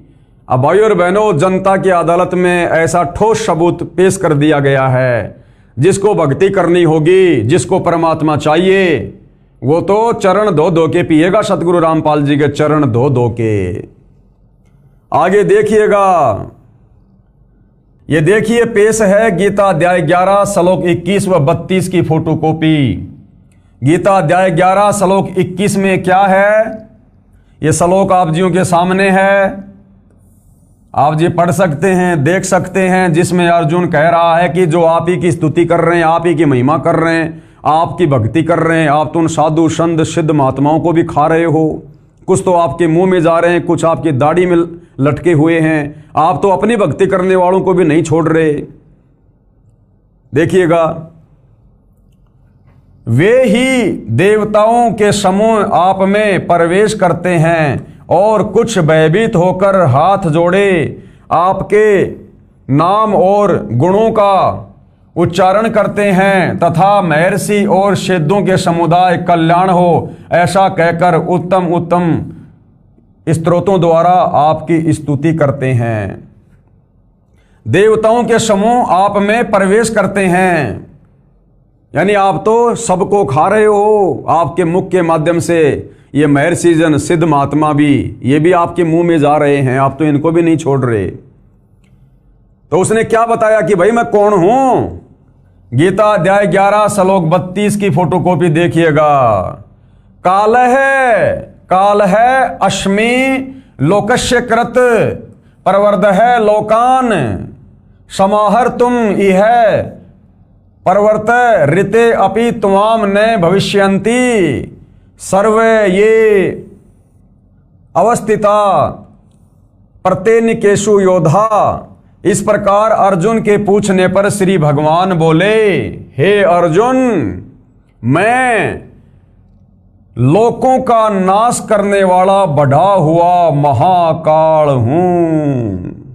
ये महाकाल तो इन्होंने जबरदस्ती लिखा है, साफ साफ यहां पर काल लिखा हुआ है, यहां पर काल ही लिखना चाहिए था, लेकिन ये तो गीता अनुवादकों की अपनी अटकलबाजी है। तो क्लियर हो गया है भाइयों और बहनों। क्या आप मानते हैं कि श्री कृष्ण जी काल हैं? अगर श्री कृष्ण जी काल हैं तो धिक्कार है हिंदू समाज को जो भगवान की पूजा ना करके काल की पूजा कर रहा है। और काल की पूजा करते समय श्री कृष्ण जी के शरीर में प्रेत की भांति प्रवेश करके अर्जुन को डराने धमकाने के लिए, युद्ध करवाने के लिए, और वो अपना विराट रूप, 1000 भुजा वाला रूप इस काल ने, ब्रह्मा विष्णु महेश के पिता ने, दुर्गा के पति काल ब्रह्म ज्योति निरंजन ने दिखाया था। और साफ कर रहा है यहां पर बिल्कुल क्लियर। अगर आप अपने धर्म ग्रंथ को भी नहीं मानोगे तो धिक्कार है फिर जो आप अपने आप को हिंदू कहते हो, सनातनी कहते हो। गीता अध्याय 11 श्लोक 32, मैं लोकों का नाश करने वाला बढ़ा हुआ महाकाल हूं। क्या हूं? बढ़ा हुआ महाकाल। ये आप जियों के सामने है। मैं लोकों का नाश करने वाला बढ़ा हुआ महाकाल हूं, यानी काल हूं। यहां पर सीधा सीधा काल लिखा हुआ है। इस समय इन लोकों को नष्ट करने के लिए प्रवृत्त हुआ हूं, यानी मैं तो अभी अभी प्रकट हुआ हूं भाई श्री कृष्ण जी के शरीर में। इसलिए जो प्रतिपक्षियों की सेना में, यानी तुम्हारे विपक्ष में जो सेना है इन कौरवों की, उस सेना में जितने भी योद्धा हैं, जो स्थित हैं, योद्धा लोग हैं, वे सब तेरे बिना भी नहीं रहेंगे। अर्थात तेरे युद्ध न करने से भी इन सब का नाश हो जाएगा। आंखों के सामने है भाइयों और बहनों। प्रत्यक्ष को प्रमाण की जरूरत नहीं पड़नी चाहिए, लेकिन फिर भी आपको ये जो प्रमाण है ये रह रह के दिए जा रहे हैं ताकि आप भाई बहन अध्यात्म से परिचित हों, भक्ति और भगवान से परिचित हों और अपनी आत्मा का कल्याण करवाएं। इससे सिद्ध हुआ कि गीता का ज्ञान श्री कृष्ण जी के शरीर में प्रविष्ट होकर काल ने कहा है। किसने कहा है? काल ने। श्री कृष्ण जी ने पहले कभी नहीं कहा कि मैं काल हूं। युद्ध से पहले कभी श्री कृष्ण जी ने नहीं कहा कि मैं काल हूं। श्री कृष्ण जी को देखकर कोई भयभीत नहीं होता था, और अर्जुन तो उस विराट रूप को, विकराल रूप को देखकर कांप रहा है, जबकि श्री कृष्ण जी को देखकर कभी कोई डरता नहीं था। गोप गोपियां, ग्वाल बाल, पशु पक्षी सब दर्शन करके आनंदित होते थे। तो क्या श्री कृष्ण जी काल थे? नहीं। इसलिए गीता ज्ञानदाता काल है। ये गीता का ज्ञान इस काल ने दिया है, ज्योति निरंजन ने दिया है, दुर्गा के पति ने, जिसने श्री कृष्ण जी के शरीर में प्रवेश करके गीता शास्त्र का ज्ञान दिया है। अब देखिएगा आगे सबूत नंबर 3, ये प्रमाण नंबर 3। गीता अध्याय 11 श्लोक 47 में गीता ज्ञानदाता ने कहा है कि हे अर्जुन, मैंने प्रसन्न होकर अपनी कृपा से तेरी दिव्य दृष्टि खोलकर ये विराट रूप दिखाया है। ये विराट रूप तेरे अतिरिक्त पहले किसी ने नहीं देखा है। अब जनता की अदालत में जनता के सामने सतगुरु रामपाल जी एक और ऐसा सबूत पेश करने जा रहे हैं जिस सबूत को देखने के बाद श्री कृष्ण जी के वकील साहिबानों की अर्थात हिंदू धर्म गुरुओं की सिट्टी पिट्टी गुम हो जाएगी और मजबूरन उनको मानना पड़ेगा, अदालत में स्वीकार करना पड़ेगा कि वास्तव में कुरुक्षेत्र के मैदान में महाभारत के दौरान गीता जी का ज्ञान श्री कृष्ण जी ने नहीं बल्कि श्री कृष्ण जी के शरीर में प्रेतवत प्रवेश करके और इस काल ब्रह्म ने बोला था। आप इस पॉइंट को अच्छे से समझिएगा, अच्छे से। गीता अध्याय 11 श्लोक 47 में गीता ज्ञानदाता ने कहा कि हे अर्जुन, मैंने प्रसन्न होकर अपनी कृपया से तेरी दिव्य दृष्टि खोलकर, यानी केवल अर्जुन को ही दिखाई दे रहा था वो विराट रूप, अन्य किसी को नहीं, यह विराट रूप दिखाया है। और आगे फिर उसने क्या कहा, यह विराट रूप तेरे अतिरिक्त, यानी अर्जुन तेरे अलावा पहले किसी ने नहीं देखा, यानी अर्जुन तेरे अलावा मेरा ये विराट रूप पहले कभी किसी ने नहीं देखा। जबकि भाइयों और बहनों विचार करो, अगर गीता जी का ज्ञान उस समय श्री कृष्ण जी बोल रहे होते और ये वचन यदि श्री कृष्ण जी के होते कि ये विराट रूप अर्जुन मैंने तेरे अलावा पहले कभी किसी को नहीं दिखाया, ये श्री कृष्ण जी के वचन नहीं थे। अगर श्री कृष्ण जी के वचन होते, अगर ये बात श्री कृष्ण जी बोल रहे होते उस समय, तो श्री कृष्ण जी ने तो अपना विराट रूप पहले कौरवों की सभा में दिखा दिया था। फिर श्री कृष्ण जी अगर होते तो फिर झूठ क्यों बोल रहे हैं कि अर्जुन तेरे अलावा मेरा विराट रूप पहले कभी किसी ने नहीं देखा। जबकि महाभारत युद्ध से पहले श्री कृष्ण जी शांति समझौते के लिए शांति दूत बनकर कौरवों की सभा में दुर्योधन के पास में 3 बार जा चुके थे, 3 बार। और जब तीसरी बार गए थे समझाने के लिए, और जब पांडवों ने यह कह दिया था कि हे केशव, हमें तो केवल 5 गांव दिलवा दो दुर्योधन से, हम 5 गांवों से टैक्स लेकर अपना जीवन यापन कर लेंगे, हमें इसका आधा राज्य भी नहीं चाहिए।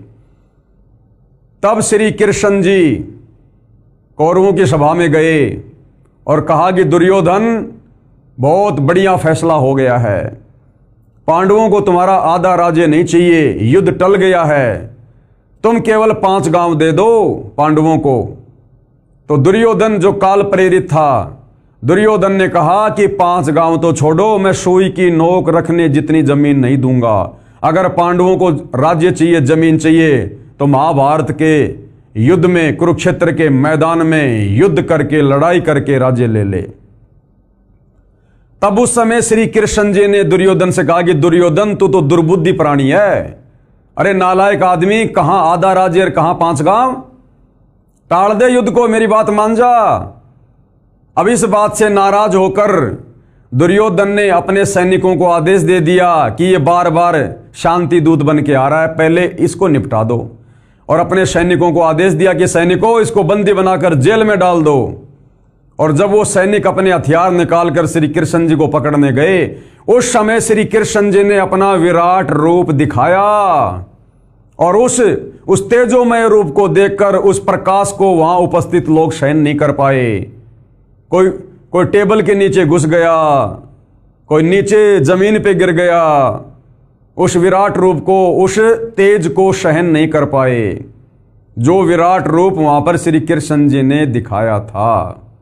इसका प्रमाण भी हमारे सदग्रंथ में है, इसका प्रमाण भी महाभारत में है, जो जनता की अदालत में सतगुरु रामपाल जी के द्वारा पेश किया जाएगा। तो श्री कृष्ण जी तो पहले अपना विराट रूप कौरवों की सभा में दिखा चुके थे। तो यहां गीता का ज्ञान देते समय अगर ये गीता का ज्ञान उस समय श्री कृष्ण जी ही दे रहे होते तो श्री कृष्ण जी झूठ नहीं बोलते कि अर्जुन तेरे अलावा ये विराट रूप मैंने पहले कभी किसी को नहीं दिखाया, जबकि श्री कृष्ण जी तो पहले दिखा चुके थे। इसका मतलब उस समय अर्जुन को यह बात कौन बोल रहा है? काल बोल रहा है कि अर्जुन तेरे अलावा ये मेरा विराट रूप पहले कभी किसी ने नहीं देखा। क्यों? क्योंकि इस काल में जब आप सृष्टि रचना पढ़ोगे तो 3 पुत्रों की उत्पत्ति करने के बाद रजगुण ब्रह्मा की, सतगुण विष्णु की, तमगुण शंकर की। और इसने अपनी पत्नी दुर्गा से कहा कि दुर्गा, अब आज के बाद मैं ये प्रतिज्ञा करता हूं कि मैं आज के बाद कभी भी अपने काल रूप में किसी को भी दर्शन नहीं दूंगा। इसलिए गीता का ज्ञान देते समय श्री कृष्ण जी के शरीर में प्रवेश करके अपना विराट रूप दिखाते हुए युद्ध करवाने के लिए ये काल अर्जुन से कह रहा कि अर्जुन, ये मेरा विराट रूप आज से पहले कभी किसी ने तेरे अलावा नहीं देखा। अर्थात गीता जी का ज्ञान श्री कृष्ण जी ने नहीं, बल्कि श्री कृष्ण जी के शरीर में प्रवेश करके इस काल ब्रह्म ने बोला है। प्रमाण नंबर 3, गीता अध्याय 11 श्लोक 47 में गीता ज्ञानदाता ने कहा है, यानी इस काल ब्रह्म ने कहा, हे अर्जुन, मैंने प्रसन्न होकर अपनी कृपा से तेरी दिव्य दृष्टि खोलकर ये विराट रूप दिखाया है। ये विराट रूप तेरे अलावा पहले किसी ने नहीं देखा। अब क्या कह रहे हैं कबीर जी के वकील सतगुरु रामपाल जी, ध्यान से सुनिए, विचार करो। महाभारत ग्रंथ में यह प्रकरण आता है कि जिस समय श्री कृष्ण जी कौरवों की सभा में उपस्थित थे और उनसे कह रहे थे कि आप दोनों कौरव और पांडव आपस में बातचीत करके अपनी संपत्ति राज्य का बंटवारा कर लो, क्योंकि श्री कृष्ण जी उनके रिश्तेदार थे, इसलिए बीच बचाव करने गए थे कि लड़ाई मत करो, लड़ाई से कुछ नहीं मिलेगा, आपस में समझौता कर लो, भाई बंटवारा कर लो अपना। युद्ध करना शोभा नहीं देता। पांडवों ने कहा कि हमें 5 गांव दे दो, हम उन्हीं से निर्वाह कर लेंगे, जीवन यापन कर लेंगे टैक्स लेकर। दुर्योधन ने यह भी मांग नहीं मानी और कहा कि पांडवों के लिए सुई की नोक के समान भी राज्य नहीं है, युद्ध करके ले सकते हैं। इस बात से श्री कृष्ण भगवान बहुत नाराज हो गए तथा दुर्योधन से कहा कि तू पृथ्वी के नाश के लिए ही जन्मा है, कुल नाश करके टिकेगा। भले मानव, कहां आधा राज्य और कहां 5 गांव, कुछ तो शर्म कर ले। इतनी बात श्री कृष्ण जी के मुख से सुनकर अभिमानी दुर्योधन राजा आग बबूला हो गया और सभा में उपस्थित अपने भाइयों तथा मंत्रियों से बोला कि इस कृष्ण यादव को गिरफ्तार कर लो। उसी समय श्री कृष्ण जी ने विराट रूप दिखाया। सभा में उपस्थित सर्व सभासद उस विराट रूप को देखकर भयभीत होकर कुर्सियों के नीचे छिप गए, कुछ आंखों पर हाथ रखकर जमीन पर गिर गए। श्री कृष्ण जी सभा छोड़कर चले गए तथा अपना विराट रूप समाप्त कर दिया। तो श्री कृष्ण जी तो पहले अपना विराट रूप कौरवों के सभा में दिखा चुके थे। अब यदि श्री कृष्ण जी उस समय वो विराट रूप दिखा रहे होते महाभारत के युद्ध में, तो ये कभी नहीं कहते कि अर्जुन, तेरे अलावा मैंने ये विराट रूप पहले कभी किसी को नहीं दिखाया, जबकि वो तो पहले कौरवों की सभा में दिखा चुके थे। क्या कह रहे हैं कबीर जी के वकील सतगुरु रामपाल जी?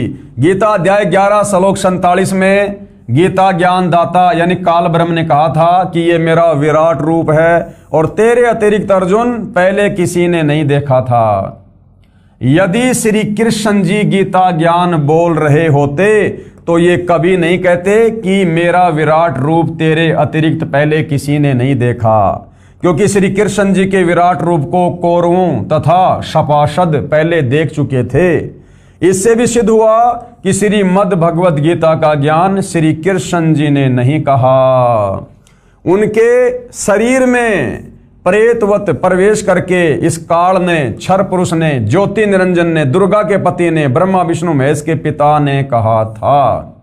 यह तीसरा प्रमाण हुआ। इतने प्रमाण दिए जा रहे हैं श्री कृष्ण जी के वकील साहिबानों, हिंदू धर्म गुरुओं की आंखों के सामने कोर्ट में कबीर जी के वकील सतगुरु रामपाल जी के द्वारा इस बात को लेकर कि गीता जी का ज्ञान श्री कृष्ण जी ने नहीं बल्कि श्री कृष्ण जी के शरीर में प्रवेश करके काल ब्रह्म ने बोला था। प्रमाणों पे प्रमाण पेश किए जा रहे हैं, सबकी गर्दन नीची है, कोई जवाब हिंदू धर्म गुरुओं के पास में नहीं है। पेश है गीता अध्याय 11 श्लोक 47 की फोटोकॉपी आपकी आंखों के सामने है भाइयों और बहनों। ये श्लोक आप जियों की आंखों के सामने है, देख सकते हैं, पढ़ सकते हैं। आप पढ़े लिखे हैं, शिक्षित हैं, एजुकेटेड हैं। इस प्रकार अर्जुन की प्रार्थना को सुनकर श्री भगवान बोले, क्या बोले? हे अर्जुन, अनुग्रह पूर्वक मैंने अपनी योग शक्ति के प्रभाव से, यानी अपनी सिद्धि शक्ति के प्रभाव से, यह है मेरा परम तेजोमय, सबका आदि और सीमा रहित, यानी बहुत लंबा चौड़ा विराट रूप तुझको दिखलाया है। श्री कृष्ण में प्रवेश करके वो काल बोल रहा है, अपना 1000 भुजा वाला रूप दिखाता हुआ कि अर्जुन, मैंने अपनी सिद्धि शक्ति से, अपनी योग माया से तेरे को ये सीमा रहित लंबा चौड़ा अपना विराट रूप तुझको दिखलाया है, जिसे तेरे अतिरिक्त दूसरे किसी ने पहले नहीं देखा था। ध्यान से पढ़ो भाई और बहनों, जिसे यानी इस विराट रूप को तेरे अतिरिक्त दूसरे किसी ने पहले नहीं देखा था। तो यदि गीता जी का ज्ञान श्री कृष्ण जी बोल रहे होते तो ये बात कभी भी नहीं बोलते कि तेरे अलावा पहले इस विराट रूप को किसी ने नहीं देखा, क्योंकि श्री कृष्ण जी तो शांति दूत बनकर जब कौरवों की सभा में गए थे तो उस समय अपना विराट रूप पहले दिखा चुके थे।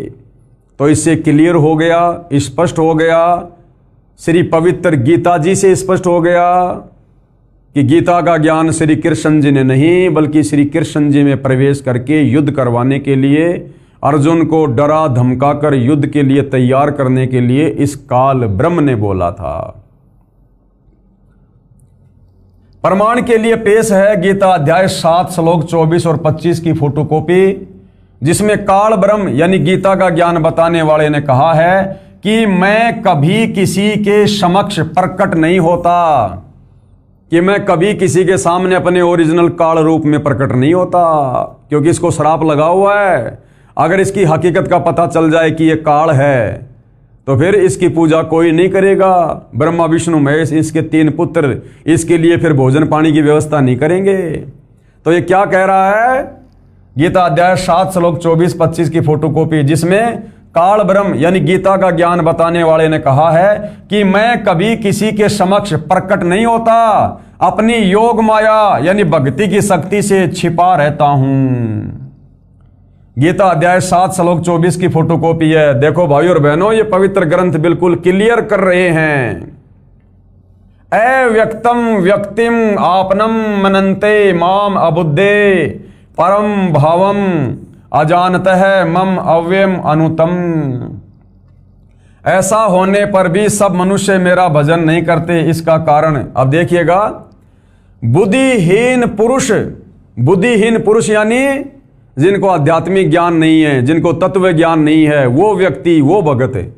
बुद्धिहीन पुरुष मेरे अनुत्तम अविनाशी परम भाव को न जानते हुए, अनुत्तम यानी घटिया।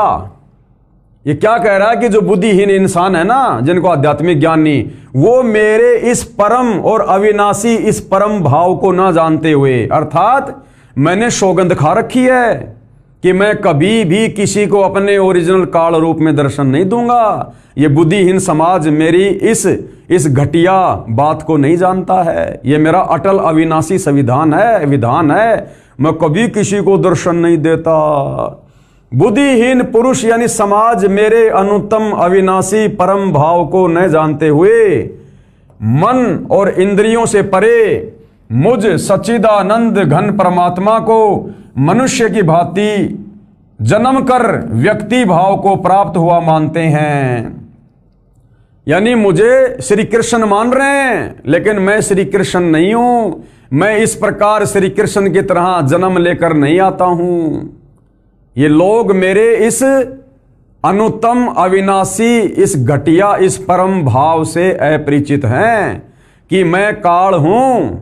मैं श्री कृष्ण की तरह मां के गर्भ से जन्म लेकर नहीं आता। मैं अपनी योग माया से, सिद्धि शक्ति से मैं दूसरों में प्रवेश करके अपना कार्य करता हूं। जैसे महाभारत के युद्ध के समय श्री कृष्ण जी में प्रेत की भांति अपनी योग माया से प्रवेश करके अर्जुन को अपना विराट रूप दिखाकर डराया धमकाया और भयंकर संहार करवा दिया। 18 करोड़ सेना का नाश करवा दिया। ये गीता अध्याय 7 श्लोक नंबर 24। उसके बाद गीता अध्याय 7 श्लोक नंबर 25 की फोटोकॉपी। न अहम प्रकाश है सर्वस्व योग माया समावृत है मूड अयम मैं न अभिजानाति लोक माम अजम अव्यम। आगे फिर क्या कह रहा है? अपनी योग माया से छिपा हुआ मैं सबके प्रत्यक्ष नहीं होता। क्योंकि इसको श्राप लगा हुआ है कबीर परमात्मा की तरफ से कि आज के बाद तेरा नाम काल होगा, प्रतिदिन 1 लाख मानव शरीरधारी आत्माओं का भोजन करेगा। इसलिए इसकी मजबूरी है भाई और बहनों, अपने 21वें ब्रह्मांड में ब्रह्मलोक में ये अकेला रहता है, किसी को दर्शन नहीं देता अपने काल रूप में, अपने पुत्र ब्रह्मा विष्णु महेश को भी नहीं देता काल रूप में दर्शन। इसलिए कह रहा है कि अपनी योग माया से छिपा हुआ मैं सबके और प्रत्यक्ष नहीं होता। इसलिए यह अज्ञानी जन समुदाय मुझ जन्म रहित अविनाशी परमेश्वर को नहीं जानता, अर्थात मुझको जन्मने मरने वाला समझता है कि मैं तो अपनी योग माया से भाई छुपा हुआ रहता हूं, किसी को भी अपने काल रूप में दर्शन नहीं देता। लेकिन ये जो अज्ञानी जन समुदाय है ये मुझ जन्म रहित अविनाशी परमेश्वर को, अविनाशी तो ये डींग मार रहा है अपनी, ये काहे का अविनाशी है, इसका भी जन्म और मृत्यु होती है, परमात्मा जी ने बताया।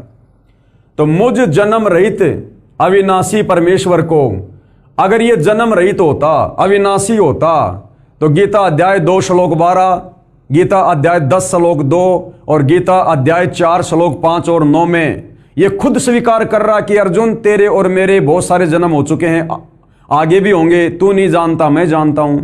ये खुद अपनी जन्म और मृत्यु स्वीकार कर रहा है। तो यहां पर ये डींग मार रहा है कि मुझ जन्म रहित अविनाशी परमेश्वर को नहीं जानता, अर्थात मुझको जन्मने मरने वाला समझता है। यानी श्री कृष्ण जी की तरह मुझे भी लोग मां के गर्भ से जन्म लेकर आया हुआ ही समझ रहे हैं। यथार्थ अनुवाद गीता अध्याय 7 श्लोक 24-25 का यथार्थ अनुवाद इस प्रकार है। काल ब्रह्म ने कहा है कि मुझ अव्यक्त गुप्त रहने वाले को ये बुद्धिहीन जन समुदाय मेरे अनुत्तम घटिया अव्यम अविनाशी यानी अटल नियम को नहीं जानते कि मैं अपने यथार्थ रूप में किसी के सामने प्रत्यक्ष नहीं होता। मुझे मनुष्य रूप में यानी कृष्ण मान रहे हैं, मैं कृष्ण नहीं हूं। श्लोक 25 में कहा कि मैं अपनी योग माया से छिपा रहता हूं, किसी के सामने प्रत्यक्ष नहीं होता। ये मूढ़ अज्ञानी जन समुदाय मुझको इस प्रकार नहीं जानता कि मैं कृष्ण की तरह नहीं जन्मता। गीता अध्याय 4 श्लोक 9 में गीता बोलने वाले ने कहा है कि मेरे जन्म तथा ये कर्म अलौकिक यानी दिव्य हैं, यानी यह जन्मता मरता तो है कौन? ये काल, वह अलग परंपरा है। यानी परमात्मा ने इसकी भी जन्म और मृत्यु निश्चित कर रखी है। यह भी समय आने पर शरीर छोड़ता है, लेकिन इसके जन्मने और मरने का तरीका अलग है। जिस प्रकार सांप अपनी केंचुली छोड़ता है, इस प्रकार से अंत में दुर्गा और काल भी मरते हैं और फिर दोबारा युवा शरीर में परमात्मा जी के वरदान से इनको पुनः वो शरीर मिल जाता है। तो ये भी जन्मता और मरता है, लेकिन ये श्री कृष्ण जी की तरह मां के गर्भ से जन्म लेकर नहीं आता है। इसलिए कह रहा है कि ये मूर्ख जन समुदाय मेरे घटिया नियम से परिचित नहीं है। ये लोग मुझे श्री कृष्ण जी मान रहे हैं, लेकिन मैं श्री कृष्ण नहीं हूं। मैं तो उसके शरीर में प्रवेश करके अपना काम कर रहा हूं। यानी यह जन्मता मरता तो है, वह अलग परंपरा है। उपरोक्त दोनों श्लोकों से सिद्ध हुआ कि काल गुप्त रहकर कार्य करता है, यह किसी के सामने प्रत्यक्ष प्रकट नहीं होता। आगे और देखिएगा प्रमाण नंबर 4। कबीर जी के वकील सतगुरु रामपाल जी जनता की अदालत में प्रमाण पे प्रमाण दे रहे हैं कि गीता जी का ज्ञान श्री कृष्ण जी ने नहीं, बल्कि श्री कृष्ण जी के शरीर में प्रवेश करके काल ब्रह्म ने बोला है। और भाइयों और बहनों, जब तक हम अपने सदग्रंथों में लिखी गूढ़ सच्चाई से परिचित नहीं होंगे, भला हम भक्ति कैसे कर सकते हैं? हम कैसे भक्ति मार्ग में आगे बढ़ सकते हैं? हमारे को कोई भी डगमग कर देगा, हमें आगे का ज्ञान समझ में आएगा नहीं। यदि बच्चा प्रथम कक्षा में एडमिशन लेके ABCD क ख ग नहीं समझेगा, तो बच्चा फिर आगे पुस्तकों को फटाफट कैसे बोलेगा, कैसे वो उनको बाँचेगा, कैसे उनको पढ़ेगा? तो भाइयों और बहनों, ये प्रारंभिक ज्ञान है, ये प्राइमरी ज्ञान है। इस ज्ञान को हमने बहुत ही धैर्यपूर्वक, रुचि लेकर, निष्पक्ष भाव से समझना है। और कुछ भी तो झूठ नहीं बोला जा रहा, एक शब्द की भी हेरा फेरी नहीं है। जबकि हमारे गीता अनुवाद करने वालों ने तत्व ज्ञान के अभाव में जो हेरा फेरी गीता के अर्थों के अनर्थ करके कर डाली है सदगुरु रामपाल जी, तो उसको भी शुद्ध कर रहे हैं। आगे प्रमाण नंबर 4, श्री विष्णु पुराण यानी ये काल किस प्रकार से दूसरे के शरीर में प्रवेश करके अपना कार्य करता है। जिस प्रकार इसने श्री कृष्ण जी के शरीर में प्रवेश करके महाभारत का युद्ध करवाया, यानी ये किस प्रकार से दूसरे के अंदर प्रवेश करता है। श्री विष्णु पुराण ये गीता प्रेस गोरखपुर से प्रकाशित है। इसके चौथे अंश के अध्याय 2 श्लोक 19 और 26 में प्रमाण है कि एक समय देवताओं और राक्षसों का युद्ध हुआ। देवता राक्षसों से हार कर यानी पराजित होकर समुद्र के किनारे जाकर छिप गए। फिर भगवान की तपस्या स्तुति करने लगे। काल का विधान है, अर्थात काल ने प्रतिज्ञा कर रखी है कि मैं अपने वास्तविक काल रूप में कभी किसी को दर्शन नहीं दूंगा, अपनी योग माया से छिपा रहूंगा। इसका प्रमाण गीता अध्याय 7 श्लोक नंबर 24 और 25 में थोड़ी देर पहले हमने पढ़ लिया। इसलिए ये काल यानी क्षर पुरुष किसी को विष्णु जी के रूप में दर्शन देता है, किसी को शंकर जी के रूप में, तो किसी को ब्रह्मा जी के रूप में दर्शन देता है। तो जब देवता लोग राक्षसों से हार कर जब भगवान की स्तुति कर रहे थे, तो वहां पर विष्णु जी का रूप धारण करके ये काल प्रकट हो गया। देवताओं को श्री विष्णु जी के रूप में दर्शन देकर कहा कि मैंने जो आपकी समस्या है वो जान ली है। आप पुरंजय राजा को युद्ध के लिए तैयार कर लो। देवताओं से क्या कहा कि आप उस पुरंजय राजा को युद्ध के लिए तैयार कर लो। मैं उस राजा श्रेष्ठ के शरीर में प्रविष्ट होकर राक्षसों का नाश कर दूंगा, और ऐसा ही किया। विष्णु पुराण में यह प्रमाण है। जब देवता लोग राक्षसों से हार कर और अपने इष्ट देव से विष्णु जी से प्रार्थना कर रहे थे, तो उसी समय विष्णु का रूप धारण करके ये काल प्रकट हो गया। और काल ने कहा कि तुम्हारी जो भी समस्या है ना वो मैंने जान ली है। तुम एक काम करो, तुम पुरंजय राजा को लड़ाई के लिए तैयार करो और मैं उसके शरीर में प्रवेश करूंगा। जैसे महाभारत के समय श्री कृष्ण जी के शरीर में प्रवेश करके गीता का ज्ञान बोला, अर्जुन को डराया धमकाया, विराट रूप दिखाया और युद्ध करवाया। उसी प्रकार मैं उस पुरंजय राजा के शरीर में प्रवेश करूंगा भूत की तरह और राक्षसों को पराजित कर दूंगा। तो ये काल इस प्रकार से अपने वास्तविक काल रूप में प्रकट ना होकर अन्य के माध्यम से अन्य के शरीर में प्रवेश करके या दूसरे का रूप धारण करके, विशेषकर अपने तीनों पुत्र ब्रह्मा विष्णु महेश के रूप में, इस प्रकार से ये अपनी लीलाएं करता है। अपनी आंखों से देखिएगा भाइयों और बहनों, विष्णु पुराण में यह प्रमाण पेश है। श्री विष्णु पुराण के चौथे अंश के अध्याय 2 से संबंधित प्रकरण की फोटोकॉपी। अब भाइयों और बहनों, जिस प्रकार से हर बात का सतगुरु रामपाल जी जनता की अदालत में सबूत पेश कर रहे हैं धर्म शास्त्रों से, क्या आज तक हमारे किसी भी आचार्य, शंकराचार्य, धर्मगुरु ने हमें भक्ति मार्ग को समझाने के लिए क्या इस प्रकार से कोई सबूत पेश किया? केवल मीठी मीठी कथाएं सुनाई, राम और भिलनी की, सुदामा श्री कृष्ण की, केवल अपना धार्मिक धंधा किया। आप और हमसे केवल शास्त्र विरुद्ध साधना करवाकर हमारे कर्म फुड़वाए।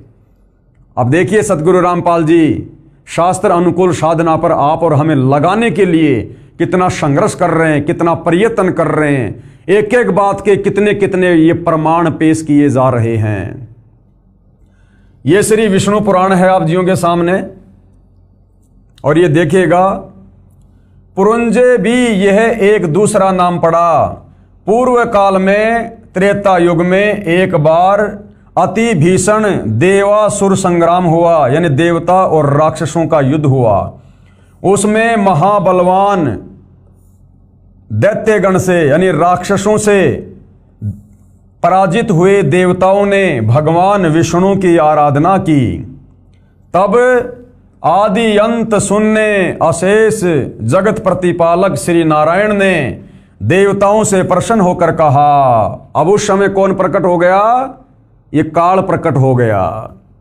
आप लोगों का जो कुछ अभिष्ट है, यानी जो भी आपकी समस्या है, वह मैंने जान लिया है। उसके विषय में ये बात सुनिए। राज ऋषि शशाद का जो पुरुंजय नामक पुत्र है, उस क्षत्रिय श्रेष्ठ के शरीर में मैं अंश मात्र से स्वयं अवतीर्ण होकर उन संपूर्ण दैत्यों का नाश करूंगा। जबकि श्री विष्णु जी कभी किसी के शरीर में इस प्रकार से भूत की तरह प्रवेश करके युद्ध नहीं करते हैं।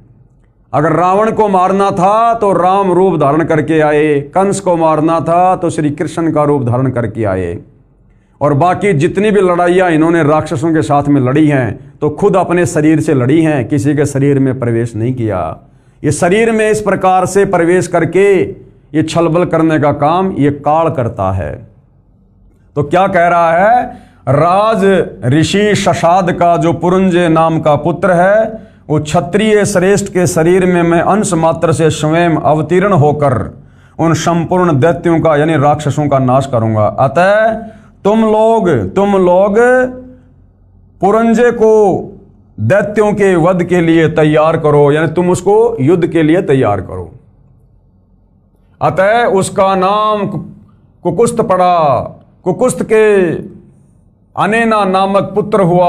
अनेना के पृथक पुत्र के विष्टाश रूप उसके चंद्र युवनाश्व तथा उस चंद्र युवनाश्व के सावस्त नामक पुत्र हुआ, जिसने सावस्तीपुरी बसाई थी।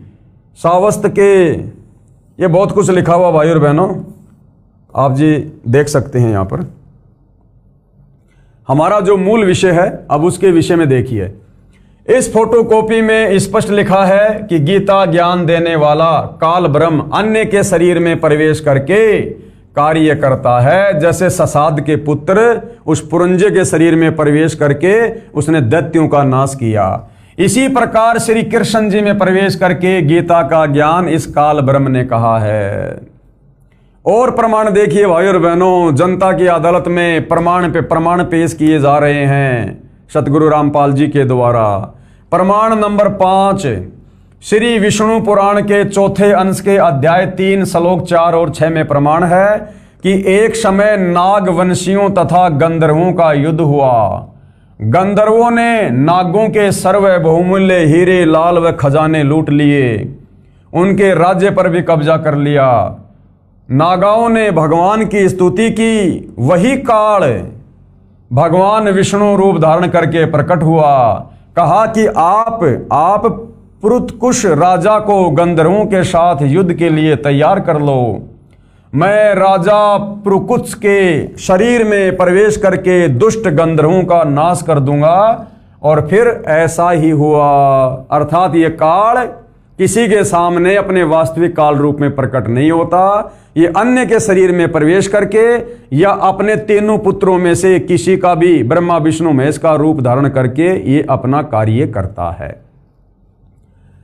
पेश है श्री विष्णु पुराण के चौथे अंश के अध्याय 3 से संबंधित प्रकरण की फोटोकॉपी। अब देखिएगा जो बात सतगुरु रामपाल जी ने बताई है, गंधर्व और नागाओं में जिस प्रकार से युद्ध हुआ था, अब उसका ये प्रमाण ये श्री विष्णु पुराण से चौथा अंश है, तीसरा अध्याय है। मानधाता की संतति त्रिशंकु का सर्वागारोहण तथा सागर की उत्पत्ति और विजय। ये देखिएगा यहां से। पूर्व काल में रसातल में मोने नामक 6 करोड़ गंधर्व रहते थे। उन्होंने समस्त नाग कुलों के प्रधान और प्रधान रत्न और अधिकार छीन लिए थे। गंधर्वों के पराक्रम से अपमानित उन नागेश्वरों द्वारा स्तुति किए जाने पर उनके श्रवण करने से जिनकी विकसित कमल सदृश से आंखें खुल गई, निंद्रा के अंत में जगे हुए उन जलाशयी भगवान सर्व देवेश्वर को प्रमाण कर उनसे नागगण ने कहा, यानी नागगणों ने श्री विष्णु जी की प्रार्थना की तो वहां पर विष्णु रूप में काल प्रकट हो गया। भगवान इन गंधर्वों से उत्पन्न हुआ हमारा भय किस प्रकार शांत हो तब आदि अंत रहित भगवान पुरुषोत्तम ने कहा, योनाश्व के पुत्र मानधाता का जो ये है पुरुकुत्स नामक पुत्र है, उसमें प्रविष्ट होकर यानी उसमें प्रवेश करके, जैसे श्री कृष्ण जी में इसने महाभारत के युद्ध के समय प्रवेश किया, ऐसे ही युवनाश्व के पुत्र मानधाता का जो ये पुरुकुत्स नामक पुत्र है, उसमें प्रविष्ट होकर यानी उसमें प्रवेश करके उन संपूर्ण दुष्ट गंधर्वों का नाश कर दूंगा। और ऐसा ही हुआ। अर्थात ये काल कभी भी अपने वास्तविक काल रूप में किसी के सामने प्रकट नहीं होता, इसने सौगंध खा रखी है। और इसी प्रकार इसने महाभारत के समय श्री कृष्ण जी के शरीर में प्रवेश करके युद्ध करवाने के लिए, और इसने गीता जी का ज्ञान कहा और अर्जुन को अपना विराट रूप दिखाया। उपरोक्त विष्णु पुराण की दोनों इन कथाओं से प्रमाणित हुआ कि ये काल भगवान यानी क्षर पुरुष का मतलब है नाशवान, जिसका जन्म और मृत्यु होती है, इस प्रकार अव्यक्त यानी गुप्त रहकर कार्य करता है। इसी प्रकार इसने श्री कृष्ण जी में प्रवेश करके गीता का ज्ञान कहा। इस बात को और अच्छे से समझाने के लिए, हिंदू श्रद्धालुओं के दिलो दिमाग में दृढ़ता प्रदान करने के लिए कि वास्तव में गीता जी का ज्ञान श्री कृष्ण जी ने नहीं बल्कि श्री कृष्ण जी के शरीर में प्रवेश करके काल ब्रह्म ने बोला था। जनता की अदालत में कबीर जी के वकील सतगुरु रामपाल जी 6 नंबर का एक और प्रमाण पेश करने जा रहे हैं। देखिएगा भाई और बहनों, प्रमाण आप जी की आंखों के सामने है। प्रमाण नंबर 6, महाभारत ग्रंथ में गीता प्रेस गोरखपुर यूपी से प्रकाशित में भाग 2 पेज नंबर 800 से 802 पर लिखा है कि महाभारत के युद्ध के पश्चात राजा युधिष्ठिर को राजगद्दी पर बैठाकर श्री कृष्ण जी ने द्वारिका जाने की तैयारी की। तब अर्जुन ने श्री कृष्ण जी से कहा कि आप वह गीता वाला ज्ञान फिर से सुनाओ, मैं उस ज्ञान को भूल गया हूं।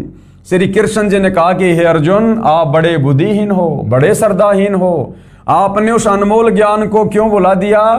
अब मैं उस ज्ञान को नहीं सुना सकता, क्योंकि मैंने उस समय योग युक्त होकर और गीता का ज्ञान सुनाया था। जब वक्ता को ज्ञान नहीं तो श्रोता को कैसे याद रह सकता है? अगर गीता का ज्ञान श्री कृष्ण जी ने सुनाया होता तो ज्ञान उनको याद होना चाहिए ना। अर्जुन तो सुनने वाला था और अर्जुन को धमका रहा श्री कृष्ण कि तूने उस ज्ञान को याद क्यों नहीं रखा, तू तो बुद्धिहीन है, श्रद्धाहीन है। अरे जब ज्ञान बताने वाले को याद नहीं, कह रहा कि मैं नहीं सुना सकता, मैं भी भूल गया, उस समय तो मैं योग युगत था। जब श्री कृष्ण को गीता का ज्ञान सुनाते समय वो ज्ञान याद नहीं रहा, यदि सुनाया होता तो जब बोलने वाले को ज्ञान याद नहीं तो सुनने वाले को कहां से रह जाएगा? जब वक्ता को यानी श्री कृष्ण जी को ज्ञान नहीं तो श्रोता यानी अर्जुन को कैसे याद रह सकता है? इससे सिद्ध है कि श्री कृष्ण ने गीता का ज्ञान नहीं कहा। इसके प्रमाण के लिए पढ़िए संक्षिप्त महाभारत ग्रंथ भाग 2 के पेज नंबर 800 से 802 की फोटोकॉपी इसी पुस्तक के पेज नंबर 78 और 80 पर, जो पहले हम पढ़ चुके हैं, देख चुके हैं। अब कबीर जी के वकील सतगुरु रामपाल जी जनता की अदालत में और जनता के सामने क्या कुछ कह रहे हैं, विचार करें। यानी परमात्मा चाहने वाली हिंदू समाज की आत्माएं, विचार करो। युद्ध के समय योग युगत हुआ जा सकता है, तो शांत वातावरण में योग युगत होने में क्या समस्या हो सकती है? अर्जुन के पूछने पर कि भगवान एक बार वो गीता जी वाला ज्ञान मुझे फिर से सुना दो, तो श्री कृष्ण जी कह रहे हैं कि तू तो बड़ा बुद्धिहीन है, बड़ा श्रद्धाहीन है, तूने याद क्यों नहीं रखा? हे अर्जुन, उस महाभारत युद्ध के समय तो मैंने योग युगत होकर गीता जी का ज्ञान सुनाया था। अरे भैया, जब हाथी घोड़ों की चिंगाड़ों की आवाज में बड़े बड़े वो अग्निबाण छूट रहे थे, बड़े बड़े योद्धा, 18 करोड़ सेना, कितना शोर शराबा होगा। जब उस समय श्री कृष्ण जी योग युगत होकर समाधि लगाकर ज्ञान सुना सकते हैं, तो इस समय तो अर्जुन के साथ में महल में बैठे हैं, तो महल में तो वैसे ही शांति है, शांत वातावरण है। जब लड़ाई झगड़े के माहौल में कोई समाधि लगा सकता है तो शांति के वातावरण में तो तुरंत समाधि लगनी चाहिए, तुरंत। लेकिन उसके बाद भी श्री कृष्ण जी अपने आप को बचा रहे हैं कि अब मुझे भी वो ज्ञान ज्यों का त्यों याद नहीं है। अरे भैया, आपने बोला होता तो याद होता। विचार करें, युद्ध के समय योग युगत हुआ जा सकता है, तो शांत वातावरण में योग युगत होने में क्या समस्या हो सकती है। वास्तव में यह ज्ञान काल ने श्री कृष्ण में प्रवेश करके बोला था। श्री कृष्ण जी को स्वयं तो वह गीता का ज्ञान याद नहीं। यदि वे वक्ता थे, यदि वो ज्ञान श्री कृष्ण जी ने बोला था, तो वक्ता को तो सर्व ज्ञान याद होना चाहिए। श्रोता को तो प्रथम बार में 40% ज्ञान याद रहता है। इससे सिद्ध है कि गीता का ज्ञान श्री कृष्ण जी में प्रवेश होकर काल यानी क्षर पुरुष ने बोला था।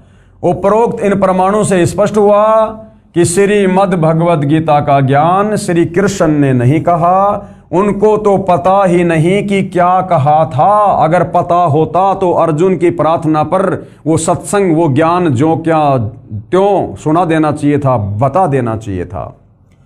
अर्थात श्री कृष्ण जी के शरीर में प्रवेश करके काल पुरुष, क्षर पुरुष ने बोला था। अब आगे क्या कह रहे हैं? आंखों वाले अंधे।